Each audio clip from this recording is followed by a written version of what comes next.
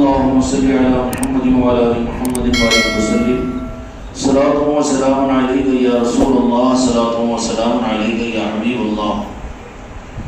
محترم بزرگوں اور دوستوں، میرے بھائیوں اور میرے عزیزوں، آپ حضرات کے سامنے یہ تذکرہ اور منقبتوں کی صورت کے اندر میں سلطان ہند خواجہ خواجگان خواجہ معین الدین چشتی اجمیری رحمت رضوان کے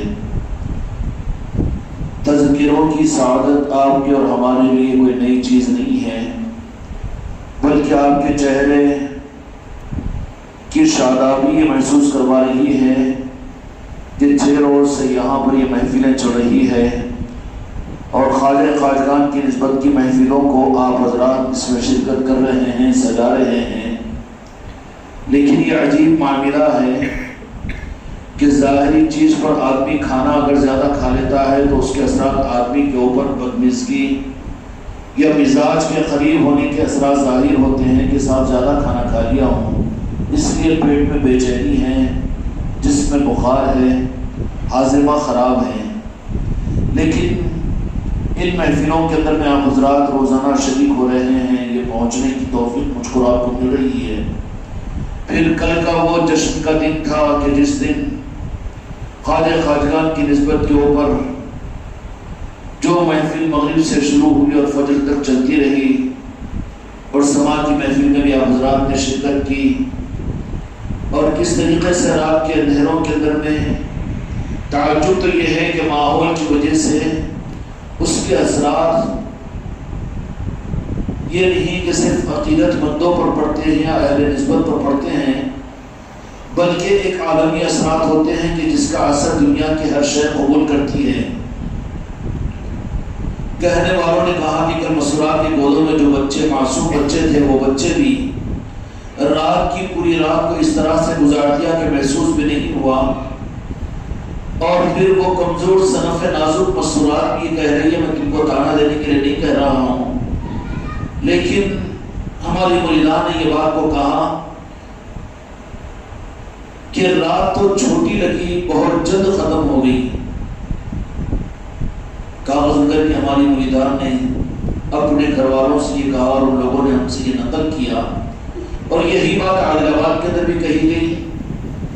ابھی اس کے ساتھ میں آپ حضرات نے بھی خود یہ محسوس کیا ہوگا کہ کیسی تر و تازگی اور کیسی مستی کا عالم اور کس طریقے کی تازگی، ورنہ بات صحیح ہوتی ہے کہ بہترین قسم کی اگر آپ نے بریانی کھا لی، اگر دوسرے وقت میں وہی بریانی اگر سامنے آ جائے تو پھر آدمی کا وہ ذوق باقی نہیں رہتا، بلکہ ایک قسم کی اکتاہٹ محسوس ہوتی ہے۔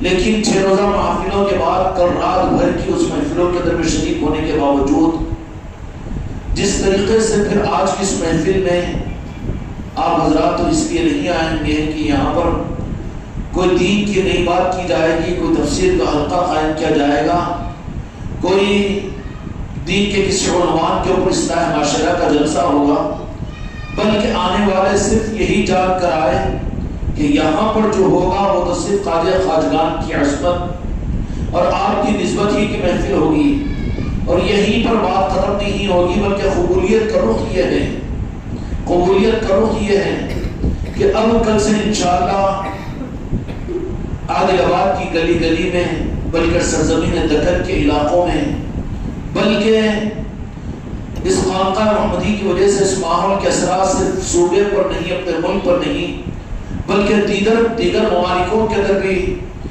خانقاہ محمدی کی نسبت اس طرح کی محفلیں دنیا میں ہو رہی ہے۔ آخر اس کے اوپر ہم اور آپ یہ سوچیں کہ کیوں اس کے اندر میں اکتاہٹ نہیں، کیا اس کے اندر میں کوئی ترغیب کا نظام ہے، کوئی ترغیب کا نظام ہے، یا کوئی لالچ کا نظام ہے، یا کوئی فضیلتوں کو بتایا جا رہا ہے، یا کوئی زبردستی کی جا رہی ہے؟ ان سب کے باوجود اگرچہ کہ مٹھی بھر ہو، لیکن یہ قبولیت کا معیار ہے کہ اپنی چاہت کے ساتھ اور اپنی طلب کے ساتھ اور اپنے دل کی عصمت کے ساتھ میں، میرے بھائیوں اور میرے عزیزوں میں تعریف کرنا نہیں چاہ رہا ہوں، لیکن ان چیزوں کو محسوس کریں، ان چیزوں کو کیوں حق کے علامتوں سے پہچانا جائے گا، حق کی علامتوں سے پہچانا جائے گا۔ اندھیرے میں آدمی کو بے چینی ہوتی ہے، قبض محسوس ہوتا ہے، خوف اور ڈر ہوتا ہے۔ اگر آدمی اجالے کے اندر میں چلے جائے تو یہ محسوس ہوتا ہے کہ آدمی سکون کے ساتھ اس کا دل مطمئن ہو گیا۔ جھلسا دینے والی گرمی ہو، اس ماحول کو چھوڑ کر آدمی کا ٹھنڈے ماحول میں چلے جائے تو ٹھنڈی سانس لے کر سکون محسوس کرے گا، اور اس جھلسا دینے والی گرمی سے نکل کر جو ٹھنڈی چھاؤں میں پہنچا ہے، اس ٹھنڈی چھاؤں کو چھوڑنا وہ نہیں چاہے گا، بلکہ مجبوری ہوگی وہاں سے نکلے گا بھی تو کوشش کرے گا کہ پھر مجھے ٹھنڈا ماحول مل جائے۔ میرے دوستوں، میرے بھائیوں اور میرے عزیزوں، یہ علامتیں ہوتی ہیں قبولیت کی۔ کوئی زبردستی نہیں، کوئی نظام نہیں، اور کوئی تحریک اور مسلک نہیں، اور کوئی رجسٹر نہیں، کوئی رکن سازی نہیں، اور کوئی فیس نہیں، نہ کچھ دینا نہ کچھ لینا، اور نہ کوئی اور عنوان، بلکہ ان مجلسوں کے کشش ہے جو کھینچ کر مجھ کو تم کو لا رہی ہے۔ ابھی اسی پر ختم نہیں ہوگا کہ ایک رواج کے درجے میں تو چلو خانقاہ میں یہ مجلس ہو رہی ہے، چلے گئے، اچھا سن لیں گے، اچھا سنا دیں گے، ایک ماحول میں تو گزر جائے گا، لیکن کل سے پھر وابستگان خانقاہ محمدی کے گھروں پر یہ محفلیں منعقد ہوگی، اور پھر اسی خوشی کے ساتھ، اسی جشن کے ساتھ جو خیرات اور جو فیضان خانقاہ محمدی میں ملا تھا اور جو مسجد کے ممبروں سے ملا تھا، اب اس خیرات کو، اس خیرات کی برکات کو اپنے گھروں میں لینے کے لیے آئے تھے، ہم کو مل گیا، لیکن اب اللہ کی بارگاہ میں قبولیت کے لیے آگے بڑھ کر یہ خیرات مانگی جائے گی کہ اس خیرات کو ہمارے گھروں تک بھی پہنچا دیجیے۔ چنانچہ کل سے موقع ہوگا کہ اپنے اپنے گھروں پر جشن خواجہ خواجگان خواجہ غریب نواز کی نسبت کی محفلیں منعقد ہوگی، اور ان محفلوں کے اندر میں کیا ہوگا کہ ان محفلوں کے اندر میں اولیاء کے تذکرے اپنے گھروں میں۔ کیا یہ ضروری ہے؟ مسجدوں میں کافی نہیں ہے، صرف خانقاہوں میں کافی نہیں ہے۔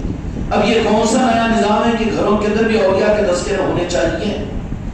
میرے دوستوں، میرے بھائیوں اور میرے عزیزوں، وہ احادیث تو آپ حضرات کے علم میں ہوگی کہ جہاں پر اللہ تبارک و تعالیٰ کے دین اور نورانیت اور روحانیت کے نظام کی باتیں ہوتی ہے، وہاں سکینہ نازل ہوتے ہیں، فرشتے نازل ہوتے ہیں، لیکن احادیث و قرآن کی روشنی میں اللہ تبارک و تعالیٰ نے اپنے نیک بندوں کو، اس لیے کہ قیامت تک اللہ تبارک و تعالیٰ کا نظام عجیب رہا ہے۔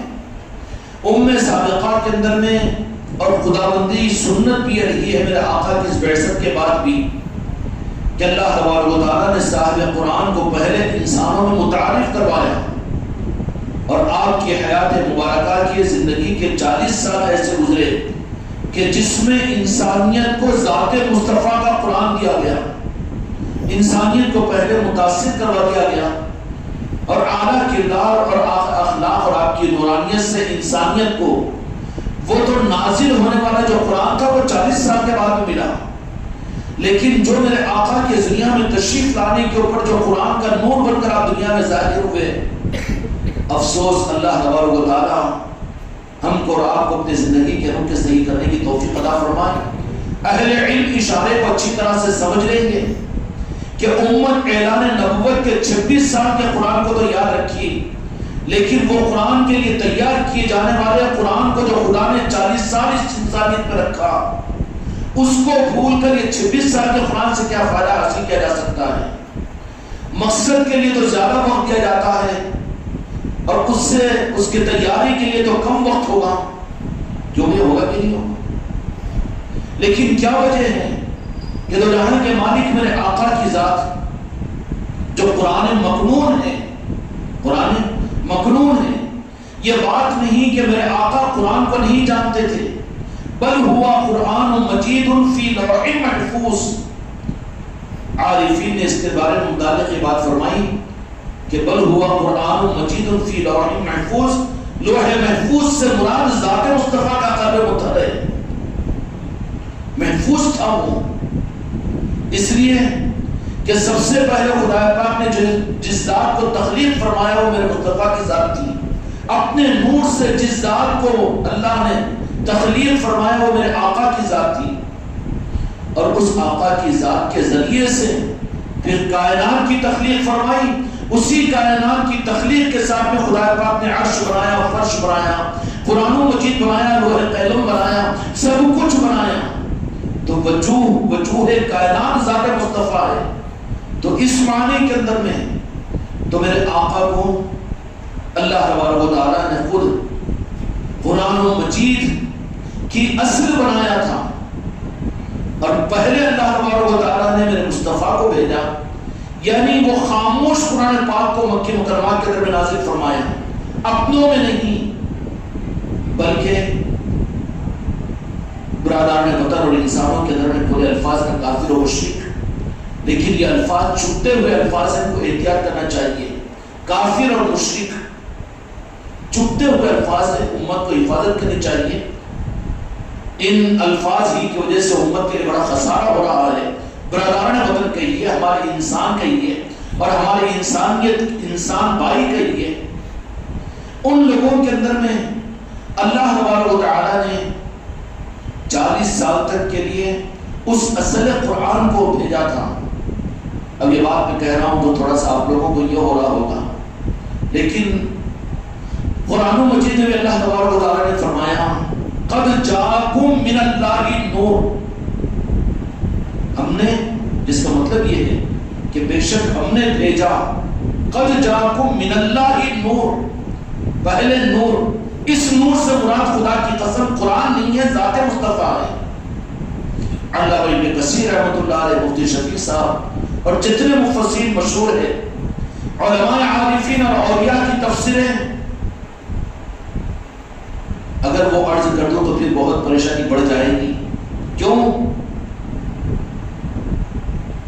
کائنات اور خلقت اور قرآن سب کچھ ہے ہی پہچانے اللہ کی معرفت بھی اصل میں اللہ کو مقصود نہیں، مصطفیٰ کی معرفت مقصود ہے. جو آپ کو پہچانا وہ مجھے پہچانا، جو آپ کو پایا وہ مجھ کو پایا، جو تمہارا ہے وہ میرا ہے، جو تمہارا نہیں وہ میرا نہیں. رب تو چھپ گیا، چھپا ہوا تھا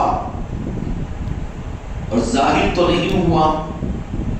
رب کو کسی نے دیکھا، رب ظاہر ہوا، لیکن رب نے یوں کہا، حدیث قدسی ہے، اللہ تبارک و تعالیٰ فرماتا ہے کہ میں نے اپنے کو ظاہر کرنا چاہا تو پھر میں نے اپنے محبوب کو دنیا میں ظاہر کیا تاکہ میں پہچانا جاؤں. تو حقیقت کے اعتبار سے تو رب ابھی بھی چھپا ہوا ہے، لیکن رب یہ کہہ رہا ہے کہ میں اپنے کو ظاہر کرنا چاہا، تو کہاں ظاہر ہوا؟ تو کہاں ظاہر ہوا؟ موسیٰ علیہ السلام بھی تو دیدار نہیں کر سکے سر کی آنکھوں سے، تو پھر ہم میں سے کسی نے دیکھا. لیکن امت کے لیے گنجائش ہے کہ تو جہاں کے مالک میرے آقا کا تصرف یہ ہے. اسی لیے میرے آقا نے یہ فرما دیا کہ جس نے میرے امتی نے یا کسی انسان نے اپنے خواب کے اندر میں اگر مجھے دیکھا تو حقیقت میں اس نے میرے ہی نور کو دیکھا، مجھ ہی کو دیکھا. اس لیے کہ میرے خواب میں اگر کسی نے مجھے دیکھا تو اس نے حقیقت میں مجھے ہی دیکھا. میری صورت کو اللہ تبارک و تعالیٰ نے یہ گنجائش شیطان کے لیے نہیں رکھی کہ شیطان میری صورت میں آئے، اس لیے کہ میرے محبوب کے ساتھ میں صرف ہدایت کی نسبت ہے، گمراہیت کی نسبت نہیں ہے. جن کے ساتھ میں صرف ہدایت کی نسبت ہو، گمراہیت کی نسبت نہ ہو، لیکن رب کے ساتھ میں ہدایت بھی ہے، گمراہیت بھی ہے، کیونکہ اللہ ہی تو قرآن، اللہ تبارک و تعالیٰ ہی تو ہدایت دیتا ہے، اللہ ہی تو گمراہ کرتا ہے. یہادی بھی کثیرہ لیضلوا بھی کثیرہ، کہ اس قرآن کے ذریعے سے بعض لوگوں کو ہدایت ملے گی، بعض اس سے ہی گمراہ ہوں گے. تو ہدایت اور گمراہی کا جوڑ رب کے ساتھ میں، میرے مصطفیٰ کے ساتھ میں نہیں ہے. تو اس معنی کے اندر میں دو جہاں کے مالک میرے آقا اللہ تبارک و تعالیٰ فرماتا ہے کہ میں چھپا ہوا خزانہ تھا، اپنے کو ظاہر کرنا چاہا تو میں نے اپنے محبوب کو ظاہر کیا. تو بات بہت کھل کر سامنے آ جائے گی، اور یہ بات صحابہ کے عقیدے میں تھی. عرب کے شعراء چونکہ وہ اپنا مافی الضمیر شعر میں اپنی مافی الضمیر کو اشعار میں سمجھا کرتے تھے، اور عرب کی شاعری بڑی مشہور ہے، اور ان میں جتنا بڑا شاعر ہوتا تھا اتنا متمدن اور اتنا تہذیب یافتہ اور اتنا اعلیٰ مانا جاتا تھا. تو ان عرب شعراء کے کلاموں کے اندر میں یہ کلام بھی ملتا ہے کہ میرے آقا دو جہاں کے مالک کے معاملات میں جن کے سامنے سے پردے ہٹ گئے، ان کے کہنے کے اندر میں کوئی تکلف نہیں ہوا کہ جس نے میرے مصطفیٰ کو دیکھا اس نے رب کو دیکھا. کیونکہ اس حدیث پاک کے اندر اللہ نے فرما دیا کہ میں چھپا ہوا خزانہ تھا، اپنے کو ظاہر کرنا چاہا تو میں نے اپنے محبوب کو ظاہر کیا. کیا مطلب ہوا؟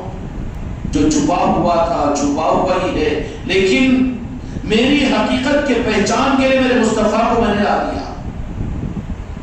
تو میرے آقا اصل میں رب کا آئینہ ہے، رب کا آئینہ ہے.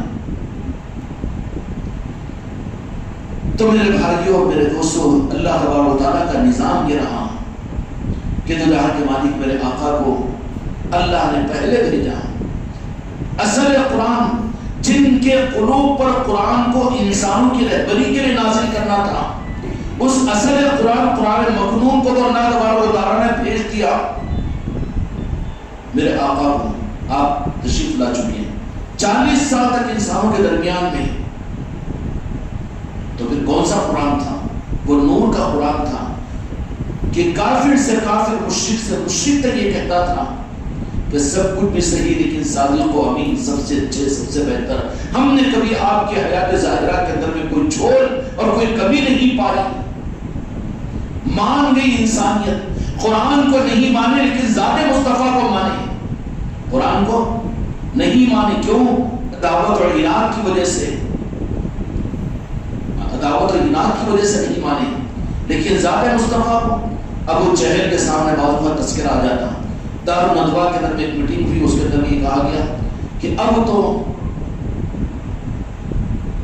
نبوت کا نظام آگے بڑھ رہا ہے. لوگ خود آ کر جوخ در جوخ دار ارقم کے اندر میں لوگ تنہائیوں میں آ کر بیٹھ کر، دار ارقم اصل میں مکے کی پہلی خانقاہ ہے، مسجد میں نہیں، کعبۃ اللہ میں مجلس سے نہیں سجائی گئی. اس لیے خانقاہی نظام خانقاہوں میں چلتا ہے، مسجدوں سے مطلب نہیں ہوتا اس کو. دار ارقم سب سے پہلی خانقاہ تھی. وہاں پر کیا تھا کہ ذات مصطفیٰ کی جلوہ گری ہوتی، اور جن میں سچی طلب ہوتی تھی وہ نکل کر حضرت ارقم رضی اللہ عنہ کے مکان کے نیچے تہخانہ تھا جس کو دار ارقم کہتے ہیں. وہاں پر میرے آقا اپنا تشریف لایا کرتے تھے، اور طالبین اور سالکین وہاں پر خود آ جاتے تھے، اور فیض بٹا تھا، لٹا تھا. وہ نورانیت، وہ اخلاق اور وہ کردار اور وہ چمک میرے آقا کی صحبت میں رہ کر. ابھی اسلام کی تبلیغ شروع نہیں ہو رہی ہے، ابھی اسلام صحابہ کرام کو اسلام کی دعوت کی ذمہ داری نہیں دی گئی. لیکن کیا ہو رہا ہے کہ وہ جو آ جاتے ہیں، یہی تو پیری مریدی ہے. اگر یہ نہیں ہے تو خانقاہ بھی دکانداری ہے.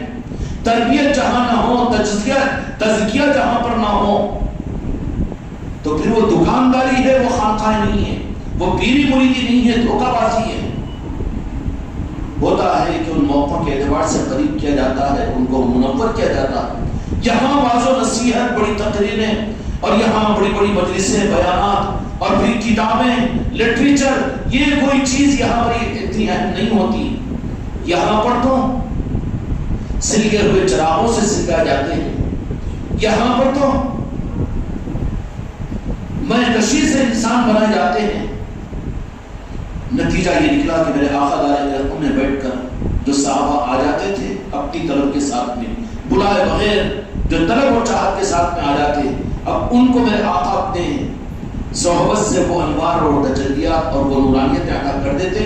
اور وہ جو ظاہر ہونے کی چیز ہوتی ہے، انسان کے اندر میں روحانیت ہے، انسانیت ہے، اور انسان کے اندر میں کمالات ہے، اور یہ طریقت کے کمالات اس کو ملے ہوئے ہیں. اس کی پہچان اس کے بیان سے مشکل ہے نہیں. کیوں؟ کہ اس کے اندر میں نہ ہو بیان کرے، کسی کی بیان سن کر اس کے اندر میں نہ ہو اور کتاب پڑھ کر بیان کر دے، بہت اچھا بیان، بڑے پیر بن جائے، کتابوں کو پڑھ کر رٹ کر بیانوں کو سن کر نقالی بن جائے. نقل یہ نہیں. پھر اندر کی روحانیت کا جو اثر زبان اس کی سے ترجمہ نہیں ہوتی، بلکہ اس کے اخلاق اور اعمال ہوتے ہیں. اس کو خلق العظیم کہا گیا قرآن مجید کے اندر میں، کہ میں نے اپنے محبوب کو اخلاق کے اعلیٰ کمال پر عطا بھیجا ہوں. اور خلق العظیم، اور یوں فرمایا کہ اخلاق کی تکمیل کے لیے میں نے میرے محبوب کو دنیا میں بھیجا. اخلاق کیا ہے؟ ایک انسان کی انسانیت اور ایک انسان کی حقیقت کو اخلاق ظاہر کرتے ہیں، ورنہ بناوٹ کے اندر میں تو سنی سنائی بہترین تقریر رٹ لے اور دھوڑ دھاڑ ماشاءاللہ خوب، یہ ترجمانی نہیں ہے سی۔ اور یہ اکرام اور طریقت بھی یہی ہوتی ہے کہ اندر میں اگر واقعیتاً کچھ نور پیدا ہوا ہے تو اس کی ترجمانی بیان نہیں، تقریر نہیں، نعتیں نہیں، منقبتیں نہیں ہیں، بلکہ اس کی ترجمانی جو ہوگی وہ اس کے اندر کے احسان، اس کے اندر کے اخلاق اور انسانیت کی ہمدردی، غم گساری، ہر ایک کا بہتر چاہنا اور ہر ایک کو اپنے سے اچھا سمجھنا اور ہر ایک سے اپنے کو بدتر سمجھنا، یہ چیزیں ہوتی ہیں۔ اور میرے آقا 40 سال تک جو اصل قرآن مکنون تھا، جو انسانیت کے قلوب کو متوجہ کر رہا تھا، کہ جس کی وجہ سے دوست و دوست دشمن بھی قائل ہو چکے تھے اس قرآن پاک کے، کوئی ذات مصطفیٰ کا مخالف نہیں تھا۔ دارالندوہ کے اندر میں جب یہ بات طے ہوئی کہ اسلام بڑھ رہا ہے، لوگ روکنے کے باوجود نہیں رک رہے، لہٰذا کسی طرح سے کوشش کی جائے کہ فلاں وقت پر فلاں جگہ پر دو جہاں کے مالک تشریف لاتے ہیں تو اس وقت میں ایسا نشانت لگا دیا جائے۔ چنانچہ کوششیں بھی ہوئی مکے کے اندر میں، کہ ابو جہل بیمار ہونے کے ڈھونگ رچایا، درمیان کے اندر میں ابو سفیان کی بیوی ہندا شروع کا بھی واقعہ ہے، اور 2-3 واقعات ایسے سیرت کی کتابوں میں کہ آپ کا اخلاق کریمہ کا حال یہ تھا کہ کوئی اگر بیمار مبتلا ہو تو بنفس نفیس آپ کو تشریف لے جا کرتے تھے۔ کس کو؟ کس کی عادت کے لیے؟ پیر بھائیوں کی، مسلمانوں کی، خاندان کی۔ نہیں میرا بھتیجا ہے، میرا بھائی ہے، میرا سسرال ہے، میرا سسرال ہے، خود غرض بن گیا ہے مسلمان تو نہیں، ہمارے سلسلے کا پیر بھائی ہے، اس لیے ہم عادت کو جا رہے ہیں۔ ابھی تیری اصلاح نہیں ہوئی، تیرے اندر میں وہ چیز اور وہ روحانیت نہیں آئی، ابھی تو اصل دین کو حاصل نہیں کر سکا، تو گمراہ ہو گیا، تو فرقوں کا بن گیا، تو قوموں کا بن گیا۔ میرے آقا کے اخلاق حسنہ یہ تھے کہ خاندان کے نہیں، ایمان والوں کے نہیں، دوستوں کے نہیں، بلکہ دشمنوں کے بھی بیمار ہونے کی تمنا ہو جاتی۔ کبھی سوچا ہم نے؟ بہت آسان ہے، سسرا بیمار ہو جائے تو جا کے عادت کر لیں، داماد بیمار ہو جائے تو یہ عادت کر لیں، رشتہ دار جانا ہے، آٹو کا خرچہ کرنا ہے، اور سب کچھ کیوں؟ ہمارے خاندان کے ہیں، وہ ہمارے محلے والے ہیں، ہمارے چشتیہ بھائی ہیں، ہمارے پیر بھائی ہیں، ہمارے خلیفہ بھائی ہیں، گمراہ ہو رہے ہیں۔ تم کاٹ رہے ہو، فرقہ بنا رہے ہو امت میں سے۔ میرے آقا نے امت بنائی تھی، اگر تمہاری سوچ میری سوچ میں اگر یہ ہو جائے کہ یہ ہمارے الگ ہے، عام انسانوں کے ساتھ میں ہمارا اگر وہ سوچ کا رخ نہیں ہے، وہ ہمارا نہیں اگر سمجھ رہے ہو، تو وہ ہو نہ ہو لیکن تم کٹے ہوئے ہو جائیں گے امت سے، تم مجرم ہو جاؤ گے۔ تو دو جہاں کے مالک میرے آقا دشمنوں کی عادت کے لیے چلے جاتے تھے، تو کہا کہ موقع اچھا ہے، کیا کرنا چاہیے کہ گڑھا کھودا دروازے کے اندر سے کمرے میں آنے کا، اور اس گڑھے کے اندر میں کانچ کے ٹکڑے وغیرہ اس زمانے میں جو بھی کچھ تھے ہوں گے، کیلے کیل، اس کو ڈال دیا، اوپر سے گھاس ڈال دیا، اور پھر اوپر سے بالکل ایسے کہ جیسے زمین محسوس ہو۔ کہا کہ جاؤ جا کے کسی طرح سے اطلاع دو کہ دولہا کے مالک کو کہ فلاں تمہارا دشمن ہے جو بیمار پڑا ہوا ہے، بیمار پڑا ہوا ہے۔ ان کو یقین تھا کہ دشمن کے بیماری کی اطلاع بھی ہوگی تو میرے آقا رحمت للعالمین خود تشریف لائیں گے، خود تشریف لائیں گے۔ میرے دوستوں، میرے بھائیوں، یہ وہ اخلاق تھے کہ جس کی وجہ سے قرآن تو بعد میں نازل ہوا، بعد میں قرآن کی برکتیں انسانیت کو ملی، لیکن اس نازل ہونے والے قرآن سے جو 23 سال کے اندر میں ہے، 23 سال کے اندر میں نازل ہوا، اس قرآن کے بالمقابل وہ جو 40 سال کا قرآن رب العالمین نے انسانوں کو عطا کیا، یہ امت اگر وہ 40 سال کے قرآن کو نظر انداز کر دے اور 23 سال کے اندر میں لڑتی اور جھگڑتی اور بگڑتی رہے اور چھپڑتی رہے، آج کیا معاملہ ہے کہ وہ نازل ہونے والے قرآن کے اوپر ہر ایک کے پاس میں قرآن ہے، ہر ایک کے ہاتھوں میں قرآن ہے، ہر ایک کہہ رہا ہے کہ ہمارے ہاتھ میں قرآن ہے، قرآن کی تعلیمات ہے۔ یہ 23 سال کا قرآن ہے۔ یہ غلطی اور یہ لڑائی جھگڑے اس لیے ہو رہے ہیں کہ 23 سال کا قرآن ان کے ہاتھ میں ہے، اس سے پہلے کا نور والا قرآن 40 سال کا میرے مصطفیٰ کا انہوں نے نظر انداز کر دیا۔ میلاد کو یہ بھول گئے، شعب ابو طالب کی گھاٹیوں کو یہ بھول گئے، اور میرے آقا کے 40 سال پہلے کی زندگی جو قرآن کے نور کی تھی اس کو اس امت نے نظر انداز کر دیا. اسی 40 سال کے قرآن کی انتہا پر جب یہ ظاہری قرآن نازل ہونے کا دن قریب آیا تو دو جہاں کے مالک میرے آقا مکہ مکرمہ سے نکل کر غار حرا میں تشریف لے جایا کرتے تھے. غار حرا میں کیا کیا؟ غار حرا میں آپ تشریف لے جاتے، وہاں پر تناکیوں کے اندر میں جو کچھ بھی ہوتا تھا، کوئی بات ہم کیسے کہہ سکتے کہ محبوب رب العالمین ہے، وہ رب کی منشا، لیکن امت کو سمجھا دیا کہ تم کو قرآن کی حقیقت بغیر خانقاہی نظام کے نہیں مل سکتی، تخلیہ ضروری ہے، اور پھر دنیا والوں سے بچ کر 100 ہونا ضروری ہے، ریاضت اور مجاہدے ضروری ہے. تو میرے آقا کو بھی پہلے 40 سال نور کی صورت میں انسانوں کے درمیان رکھا قبولیت کے لیے. جب قبول کر لی انسانیت تب کہیں جا کے پہلی آیت شریفہ نازل ہوتی ہے، قرآن پاک نازل ہونا شروع ہو جاتا ہے. 23 سال کے اندر میں مکمل ہو جاتا ہے. تو 23 سال زیادہ کہ 40 سال زیادہ. آج امت 23 سال کو تو یاد رکھی ہے لیکن 40 سال کو بھول گئی. 40 سال زندگی کے اندر بھی کیا بات ملے گی؟ دعوت کا کیا عنوان ملے گا؟ انسانیت کو جو نور کا پیغام میرے مصطفیٰ نے اپنے اعلان نبوت سے پہلے دیا، وہ عقیدت اللہ کے فضل سے ہمارا نہیں ہے کہ 40 سال کی عمر میں آپ کو نبی بنایا گیا. آپ تو نبی اس وقت میں تھے جبکہ آدم مٹی اور پانی کے بیچ میں تھے، بنایا نہیں گیا. سب سے پہلے میرے مصطفیٰ کی نبوت کا اعلان کیا گیا جب سے نبی بنائے گئے. اب یہ جو 40 سال تھے تو وہ کون سا کار نبوت ہے؟ وہ کار نبوت جو اصل ہوتا ہے انسانیت کے لیے اور حق کا حقیقی نظام ہوتا ہے. میرے آقا کے دنیا سے پردہ فرمانے کے بعد میں یہ تقسیم ہوئی کہ 23 سالہ کار نبوت کو تو امت یاد رکھی ہے، قرآن، تفسیر اور شریعت اور تحقیق اور پھر تفسیر، فقہ، ان ساری 23 سال کا قرآن کا اثرات ہے. اور اہل خانقاہ آپ کا وہ حصہ جو 40 سال کا تھا، تو اہل طریقت کے حصے میں تو اصل وہ نورانی حصہ آیا. اور وہ 40 سال کے حصے کے اندر میں کیا ہوگا کہ انسانیت کے لیے اخلاق، کردار، ہمدردی، محبت، غم گساری، دشمنوں کو دوست بنانا، جو کٹے ان کو جوڑنا، اور انسانیت کے لیے خیر خواہی. اس طرح سے 40 سال کے قرآن کی جو دعوت تھی، اصل جو قرآن کی دعوت تھی جو 40 سال میں میرے آقا نے کی، جس سے انسانیت حقیقت میں متاثر ہوئی ہے اور قیامت تک متاثر ہونے کا اصل نظام وہی 40 سالہ حیات ہے میرے آقا کی اعلان نبوت سے پہلے کی. اس کے بعد میں 40 سال کے بعد میں تو اعلان نبوت کے بعد میں اب وہاں پر اعمال آنے شروع ہوئے.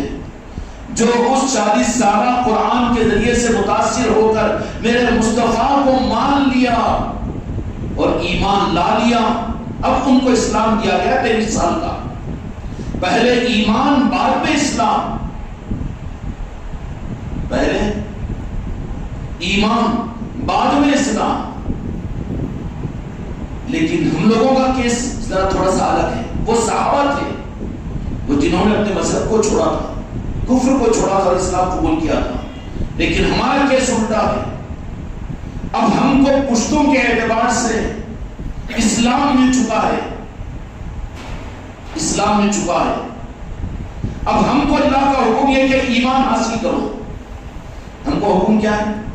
ایمان حاصل کرو. اسلام تو 23 سالہ زندگی پورا قرآن اور پورے احادیث ہے اسلام. اب ایمان کیا ہے؟ ایمان خدا کی قسم صرف اور صرف ذات مصطفیٰ کی محبت ہے. انسانیت کو پہلے میرے مصطفیٰ کی محبت اور عظمت اخلاق کے ذریعے سے میرے آقا کی محبت پیدا کروا دی گئی تھی. ابو جہل نے بھی کہا کہ تم قتل کی سازش کرتے ہو کہ نہیں؟ قتل نہیں کرنا. اور پھر وہ ذات مصطفیٰ کا عالم یہ ہوتا کہ دن میں ابو لہب تو مخالفت کرتا مکے کے اندر میں کہ کاہن ہے، جادوگر ہے، ان کی بات کو مت سنو. وہ قرآن جو کہہ رہے ہیں وہ ان کے دل کی نعوذ باللہ بناوٹ کی باتیں ہیں، شعری ہے، شعر شاعری ہے، اور اس پر دھیان مت دو. لیکن رات کے اندھیرے کے اندر جا کر ابو جہل ابو لہب اپنے گھروں میں سوتے تو وہ نورانیت جو میرے آقا کے اخلاق سے ان کے دل پر، جو ایمان میرے آقا کی محبت کا کفاران مکہ و مشرکین کے قلب پر آ چکا تھا، ان کو اپنے گھروں میں بے چین کر دیتا، اپنے بستروں پر رات کے اندھیرے کا انتظار کرتے ہیں۔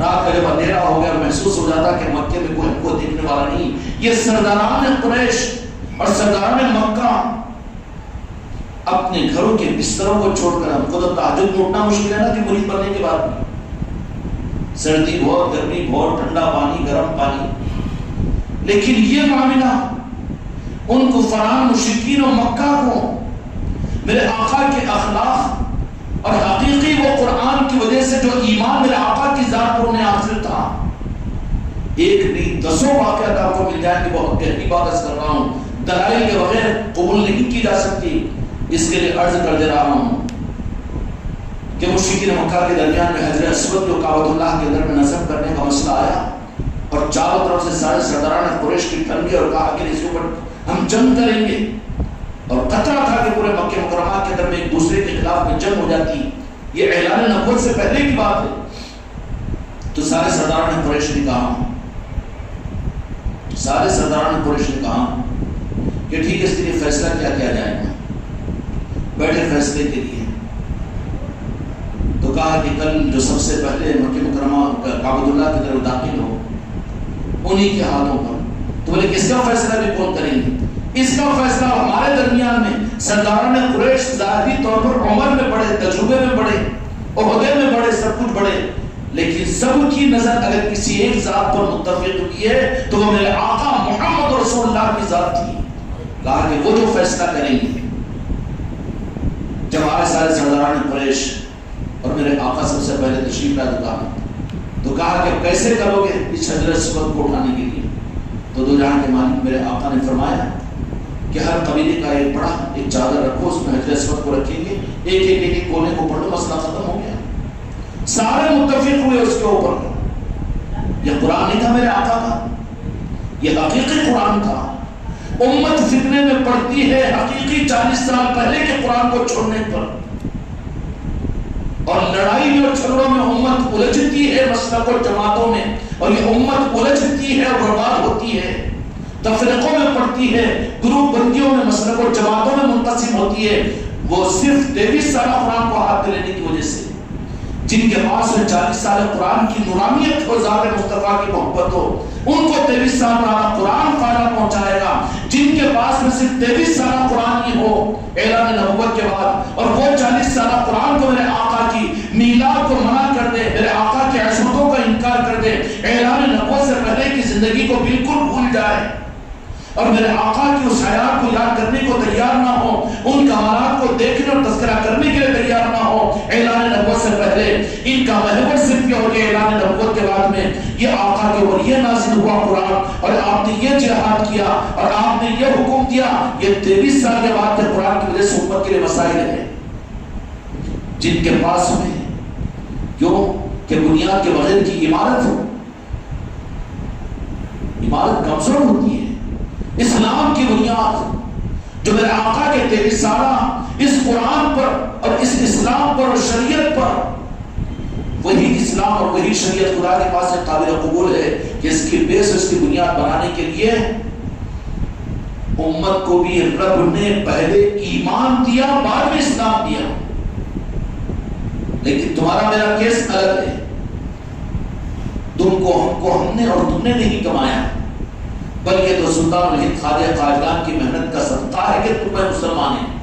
یہ تمہارے میرے باپ کی کمائی نہیں ہے، آپ کمائی ہے ہی نہیں، یہ حرام خوری ہے۔ اگر سلطان الہند کی ناقدری ہوتی ہو، یہ بدبختی کی بات ہے مسلمانوں کی کہ ان کی مسجد، ان کے محراب اپنے سب سے بڑے محسن ہندوستان کے قاصد رسول عطا رسول ولی خواجہ غریب نواز کی ان نوازش اور ان کی عصمتوں سے ہمارے ممبر خالی ہو گئے، ہماری مسجدیں خالی ہوگی۔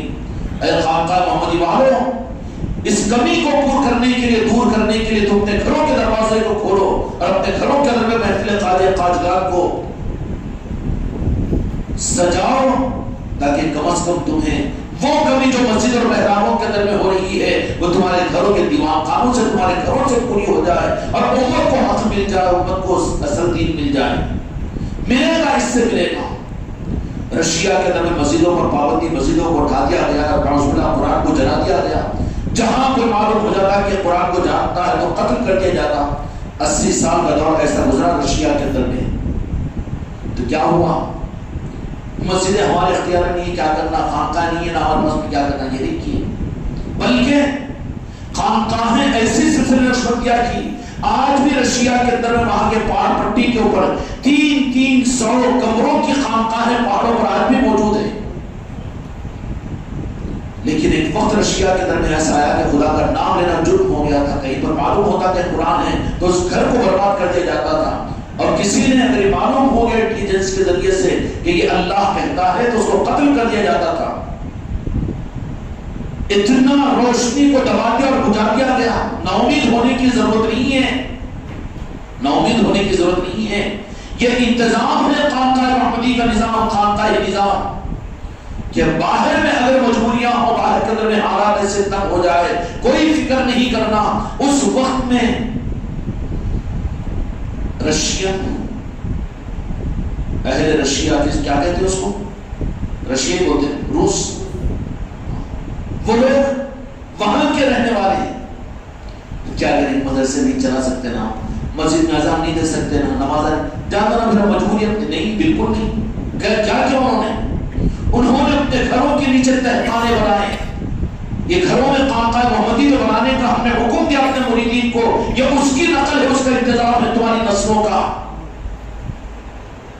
کیونکہ مسجدیں 25 بن جائے, 50 بنا لے, دعا دیں گے, لیکن خانقاہ بن جائے یہ کیوں 10 سوال اٹھیں گے. قبولیت نہیں رہی نا, قبولیت نہیں رہی. حاضرہ بدل چکا ہے. پائزن خدا کی وجہ سے پورا جسم ایسا پائزن ہو گیا. اس کو پیور اگر بادام کا ہریلا پلاؤ اور پیخانے لگ جائیں گے, اس کو لگ جائیں گے, نہیں لگ جائیں گے. اصلی غذا اس کو ہضم نہیں ہوتی. پولٹری فارم کے انڈے کھلاؤ, اس کو کھایا گٹ گٹ, اگر 2 3 4 اگر اوریجنل مرغیوں کے انڈے کھلا لو تو اس کا ہاضمہ خراب ہو جائے گا, کیونکہ جسم ایسا پائزن بن گیا ہے. ایسا ماحول دنیا میں آتا ہے. تو گھروں کی جو خانقاہ محمدی ہے, اب تم کو ہم نے جو کہا کہ اپنے گھروں میں کل سے خواجہ خواجگان کے نسبتوں کی محفلوں کو کرنا ہے, یا اسی نہیں کہ بولے کی رٹ ہے جو بولتے رہے, جو سمجھ میں آنا بول دیتے پیر صاحب, بالکل نہیں. یہ انتظام ہے تمہاری نسلوں کے لیے, یہ انتظام ہے حق کے چراغوں کے دنیا میں جلنے کے لیے. اگر سمجھ جاؤ, ضروری نہیں ہے سمجھ کر کرنا, لیکن غنیمت ہے اعتماد کر کے اگر کر لو, اس کے پھر اثرات کو اپنی نسلوں پر پاؤ گے. اگر حماقت میں رہ گئے کہ کیا فائدہ, ذرا وہ بولے تو ہم کرتے نا, سمجھ میں آئے تو کرتے نا, پہلے سمجھانا تو صحیح نا, خالی حکم کیوں دے دے رہے, آرڈر کیوں دے دے رہے.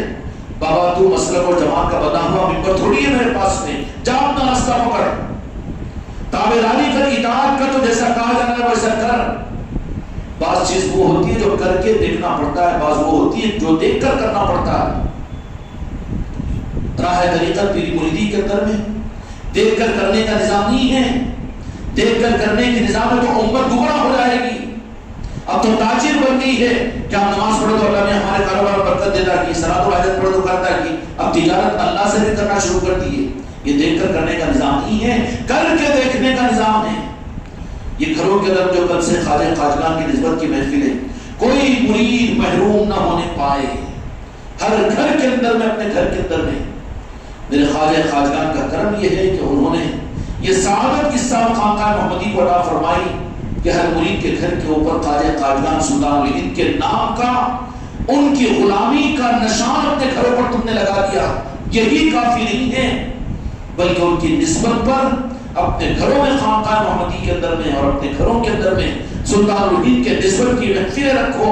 گھنٹہ 1.5 گھنٹہ خود بھی اپنے اطراف کے اور اپنے محلے کے اپنے خاندان والوں کو بلاؤ اور بٹھاؤ. 2 ہو کے 10 ہو کے 100 ہو, جو کچھ بھی تمہارے پاس میں لنگر کی صورت میں ہو, کچھ نہ ہو تو مٹھائی ہو, چائے ہو, لیکن محبت کے ساتھ میں بلاؤ. اور کس کو بلاؤ, خاندان والے نہ آتے ہو تو بلاؤ سب کو, لیکن برادران وطن بھی اگر آتے ہو تو ان کو بلاؤ. تمہارے گھر کے نوکروں کو بلاؤ, اور ٹھیڑے ٹھوڑے چماروں کو بلاؤ, اور وہ صفائی کے تمہارے نالیوں کے صاف کرنے والے ان کو بولو کہ تم آج ہمارے پاس میں آ جانا اور یہاں چائے پی کر جانا، دعوت کھا کر جانا. نہیں آئیں گے وہ، کیوں کہ ایک چیز دیکھ کر کرنے کی نہیں ہے، کر کے دیکھنے کی ہے.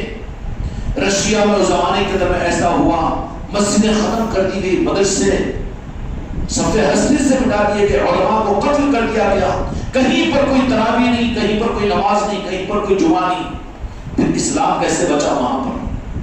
اسلام بچا خانقاہی نظام سے، مدرسوں سے نہیں. یہ تو بعد کے اعزاز کی چیزیں ہیں، 40 سال کے بعد کا نظام ہے، یہ 23 سال کا نظام ہے. یہ علم، عمل، شریعت، سنت، یہ سب کچھ 23 سال کے برکات ہیں. ہم ناقدر نہیں ہیں اس کے، لیکن اس سے پہلے 40 سال کا نظام اصل ہے. اس نظام کو بھول کر 23 سال کے نظام میں اگر پڑ جاؤ، اس نظام کی اگر نسبت نہ رہے تو صرف یہ مسلک اور جماعت اور لڑائی جھگڑے کی چیز بن جائے گی. بنے گی کہ نہیں؟ ایسی لڑائی جھگڑے کی چیز. آج دین سے مسلمان خود غیر مطمئن ہے. خود مسلمان کو جہنمی بول رہا ہے، مسلمان کو خود کافر کہہ رہا ہے. باہر والوں کے لیے کوئی بات نہیں ہے، لیکن یہ اندرون میں خود ایک دوسرے کے اوپر، ایک دوسروں پر بکواس کرنے، ایک دوسرے کو فتوے دینے، ایک دوسرے کو کافر بولنے، ایک دوسرے کو جہنمی بولنے میں ان کو ذرا برابر تردد نہیں ہوتا. کیوں؟ اس کی اصل وجہ یہ ہے کہ ان کی بنیاد صحیح نہیں. اس لیے کہ قد جاءکم من اللہ نور، کہ پہلے اللہ تعالیٰ نے اپنے محبوب کا نور عطا فرمایا تھا، نور کی صورت میں میرے آقا کو. اور وہ نور جو ظاہر ہوا تھا آپ کے اخلاق اور آپ کی بات چیت، آپ کا سلوک اور آپ کی انسانیت کی ہمدردی، اس کے ذریعے سے کیا چیز؟ یہ اخلاق میرے آقا نے ظاہر کیے.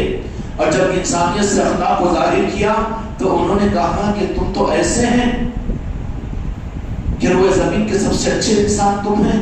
تو یہی تو آقا کی محبت کا پیدا ہونے تو ایمان ہے. ایمان پہلے دیا، اسلام بعد میں دیا.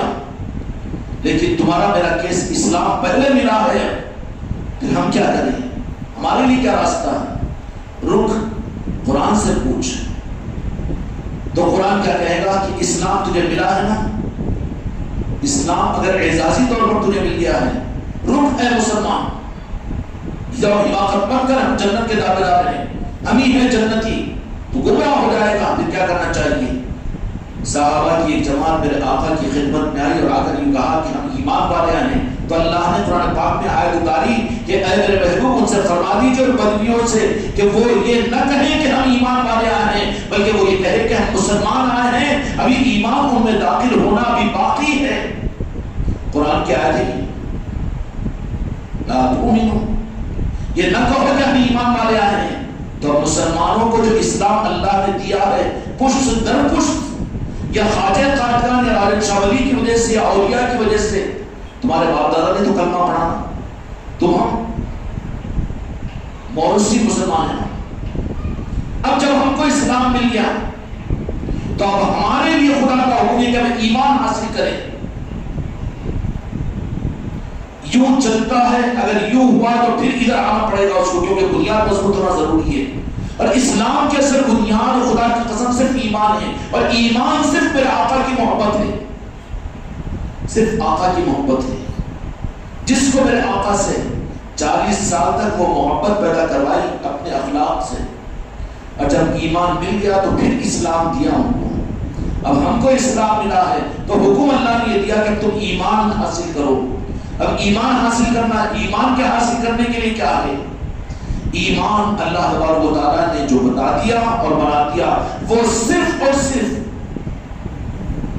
نماز، روزہ، زکات اور حج، علم و فضیلت، یہ سب کچھ اسلام ہے، ایمان نہیں ہے. یہ رکھ کر بھی منافق بن سکتا ہے آدمی، یہ رکھ کر بھی اعمال کر کے بھی جہنم میں جا سکتا ہے، لیکن خدا کی قسم قرآن و حدیث میں یہ تو مل جائے گا کہ عمل کرنے والا جہنم میں جا سکتا ہے، مسلمان جہنم میں جا سکتا ہے. لیکن کوئی بتا دے مجھے کہ پوری قرآن و حدیث کے اندر میں کوئی مومن جہنم میں جائے گا، یہ نہیں بتا سکتا. ایمان نہیں کیا؟ ہم ہیں مسلمان لیکن مومن بننے کی فکر ہے، مطمئن اپنی نمازوں پر، اپنے ذکر پر، اپنے مرید ہونے پر، اپنے پیر ہونے پر، لیکن سوچا آپ کی تنقیوں میں کہ مومن ہے کہ نہیں ہے. مومن کیا ہے؟ مومن کے لیے شرط یہ ہے کہ اپنی سانسوں سے زیادہ، اپنی آل اولاد سے زیادہ، اپنی زندگی سے زیادہ میرے محبوب سے محبت کرے، وہ محبت میں کوئی کمی گوارا نہیں ہو۔ یہ رشتہ جو امت کے ہاتھ سے چھوٹا ہوا ہے، اور یہ ہے خانقاہی نظام کا پیری مریدہ کا خاصہ۔ اگر یہ ہے تو پھر وہ خانقاہیں ہیں، اگر یہ چیز ہے عشق رسول تو وہ پیری مریدی ہے، ورنہ دھوکہ ہے، دکان ہے، گمراہیت ہے۔ سمجھ میں آئی؟ اب کیا حکم ہے مسلمانوں کے لیے کہ تم ایمان حاصل کرو۔ حضرت عمر رضی اللہ عنہ کو فرما دیا کیا رسول اللہ ہمیں مال سے زیادہ، اولاد سے زیادہ، سب سے نہیں، مومن نہیں ہے۔ مفہوم عرض کر رہا ہوں حدیث پاک کا، مفہوم عرض کر رہا ہوں حدیث کا۔ کہا یا رسول اللہ میرے ماں باپ، اولاد، بیوی بچے، مال اور اسباب اپنی زندگی سے زیادہ نہیں، میں اپنی جان سے زیادہ آپ سے محبت کرتا ہوں۔ تو فرمایا الآن یا عمر، اب تم مومن بنے ہو۔ اسلام کے بغیر ایمان کی بنیاد پر یہ جنت میں جا سکتا ہے، لیکن اسلام ایمان کے بغیر جنت میں نہیں جا سکتا۔ مسلمان مومن بغیر جنت میں نہیں جا سکتا۔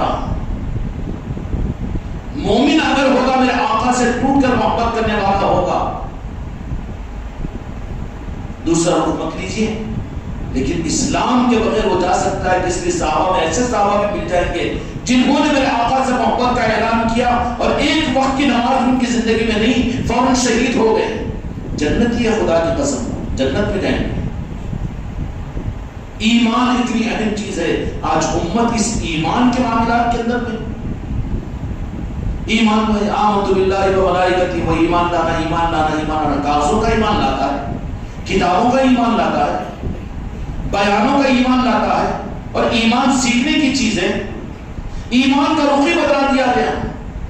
اگر ایمان کتابوں سے سیکھا جاتا تو پھر پہلے تو اللہ تبارک و تعالیٰ کتاب و قرآن دینا تھا، ذات مصطفیٰ کو کیوں دیا؟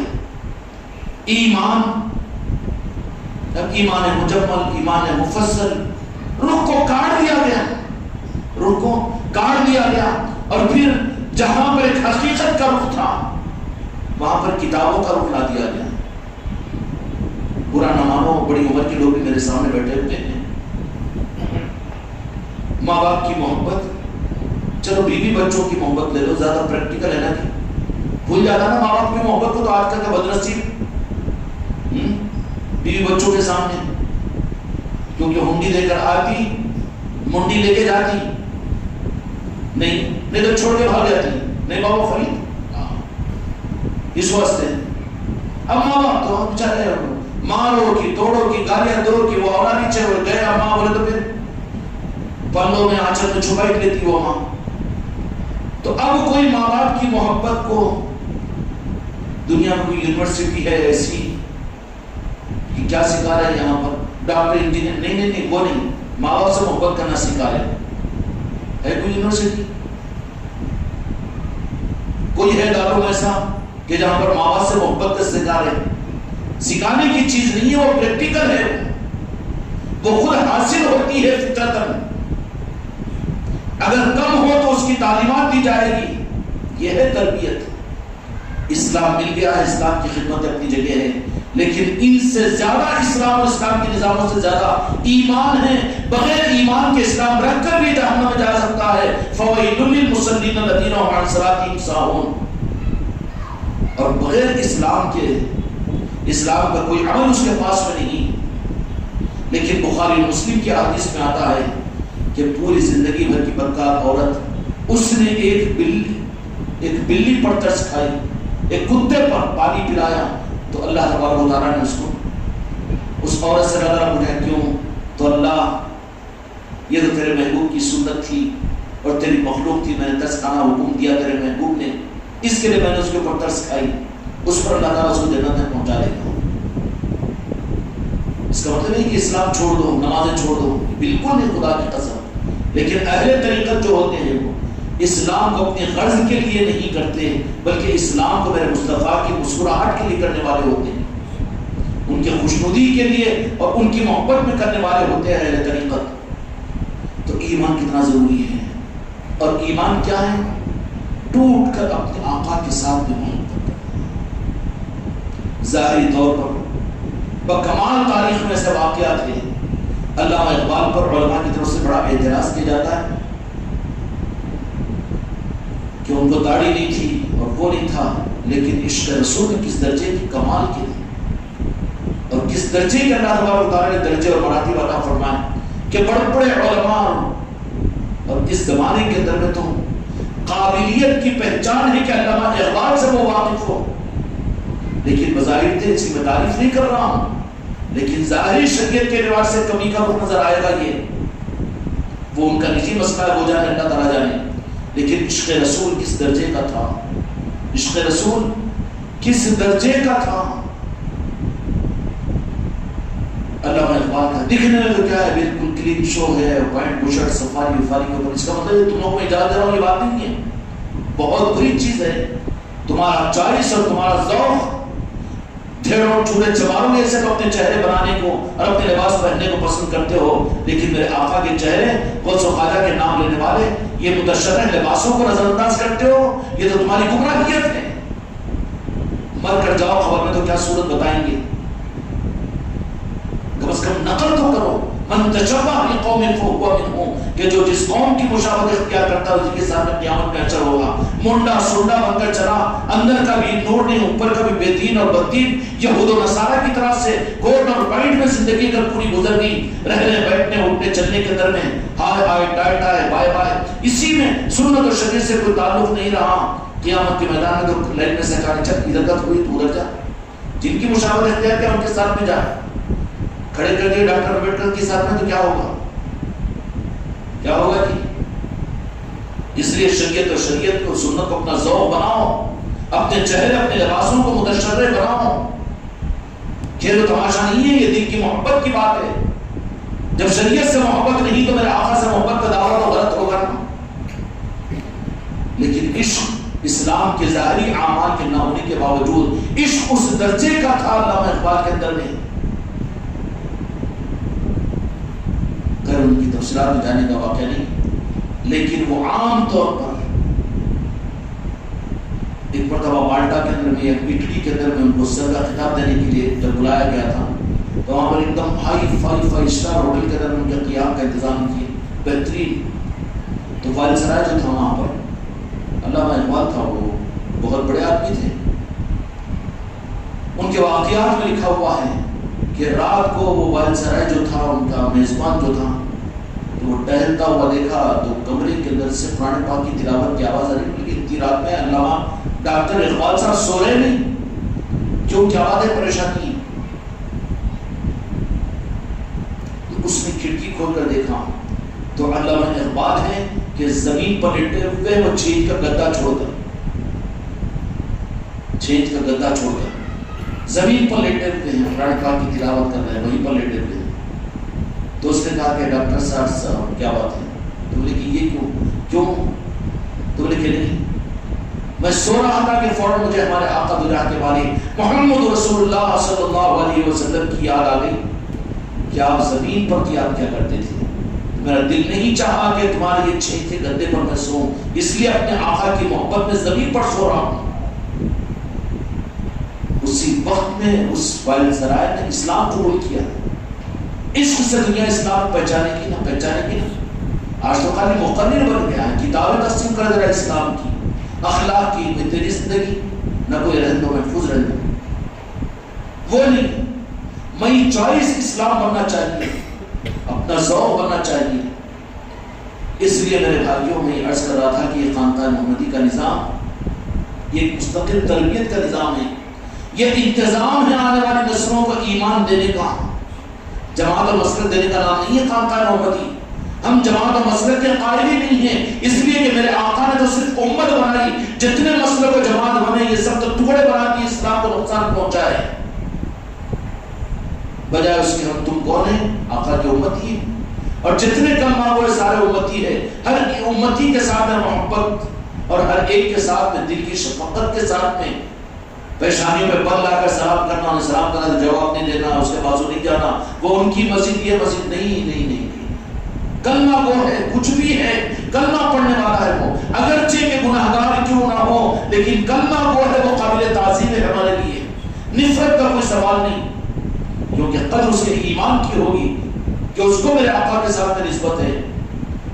تو رشیا کی جو بات میں نے عرض کی تھی کہ مسجدیں ختم، خانقاہیں ختم، علماء ختم، تقریریں ختم، ساری جماعتیں ختم، ساری لائبریریوں کو جلا کر خرچ و خاش کر دیا گیا، کچھ نہیں رہا، تو پھر کیا کیا؟ وہاں پر اپنے گھروں میں خانقاہیں بنائیں گے، تہخانوں کے اندر میں، تہخانے جو پہلے آتے تھے نا اندر گھر کے اندر گھر رہتا تھا، اس کے اندر میں بلا کر جو طالبین ہوتے ہیں وہاں چھپ چھپ کر جنگلوں کے طرح پہنچ جاتے اور وہاں ان کو اخلاق دیے جاتے، وہاں پر ایمان دیا جاتا۔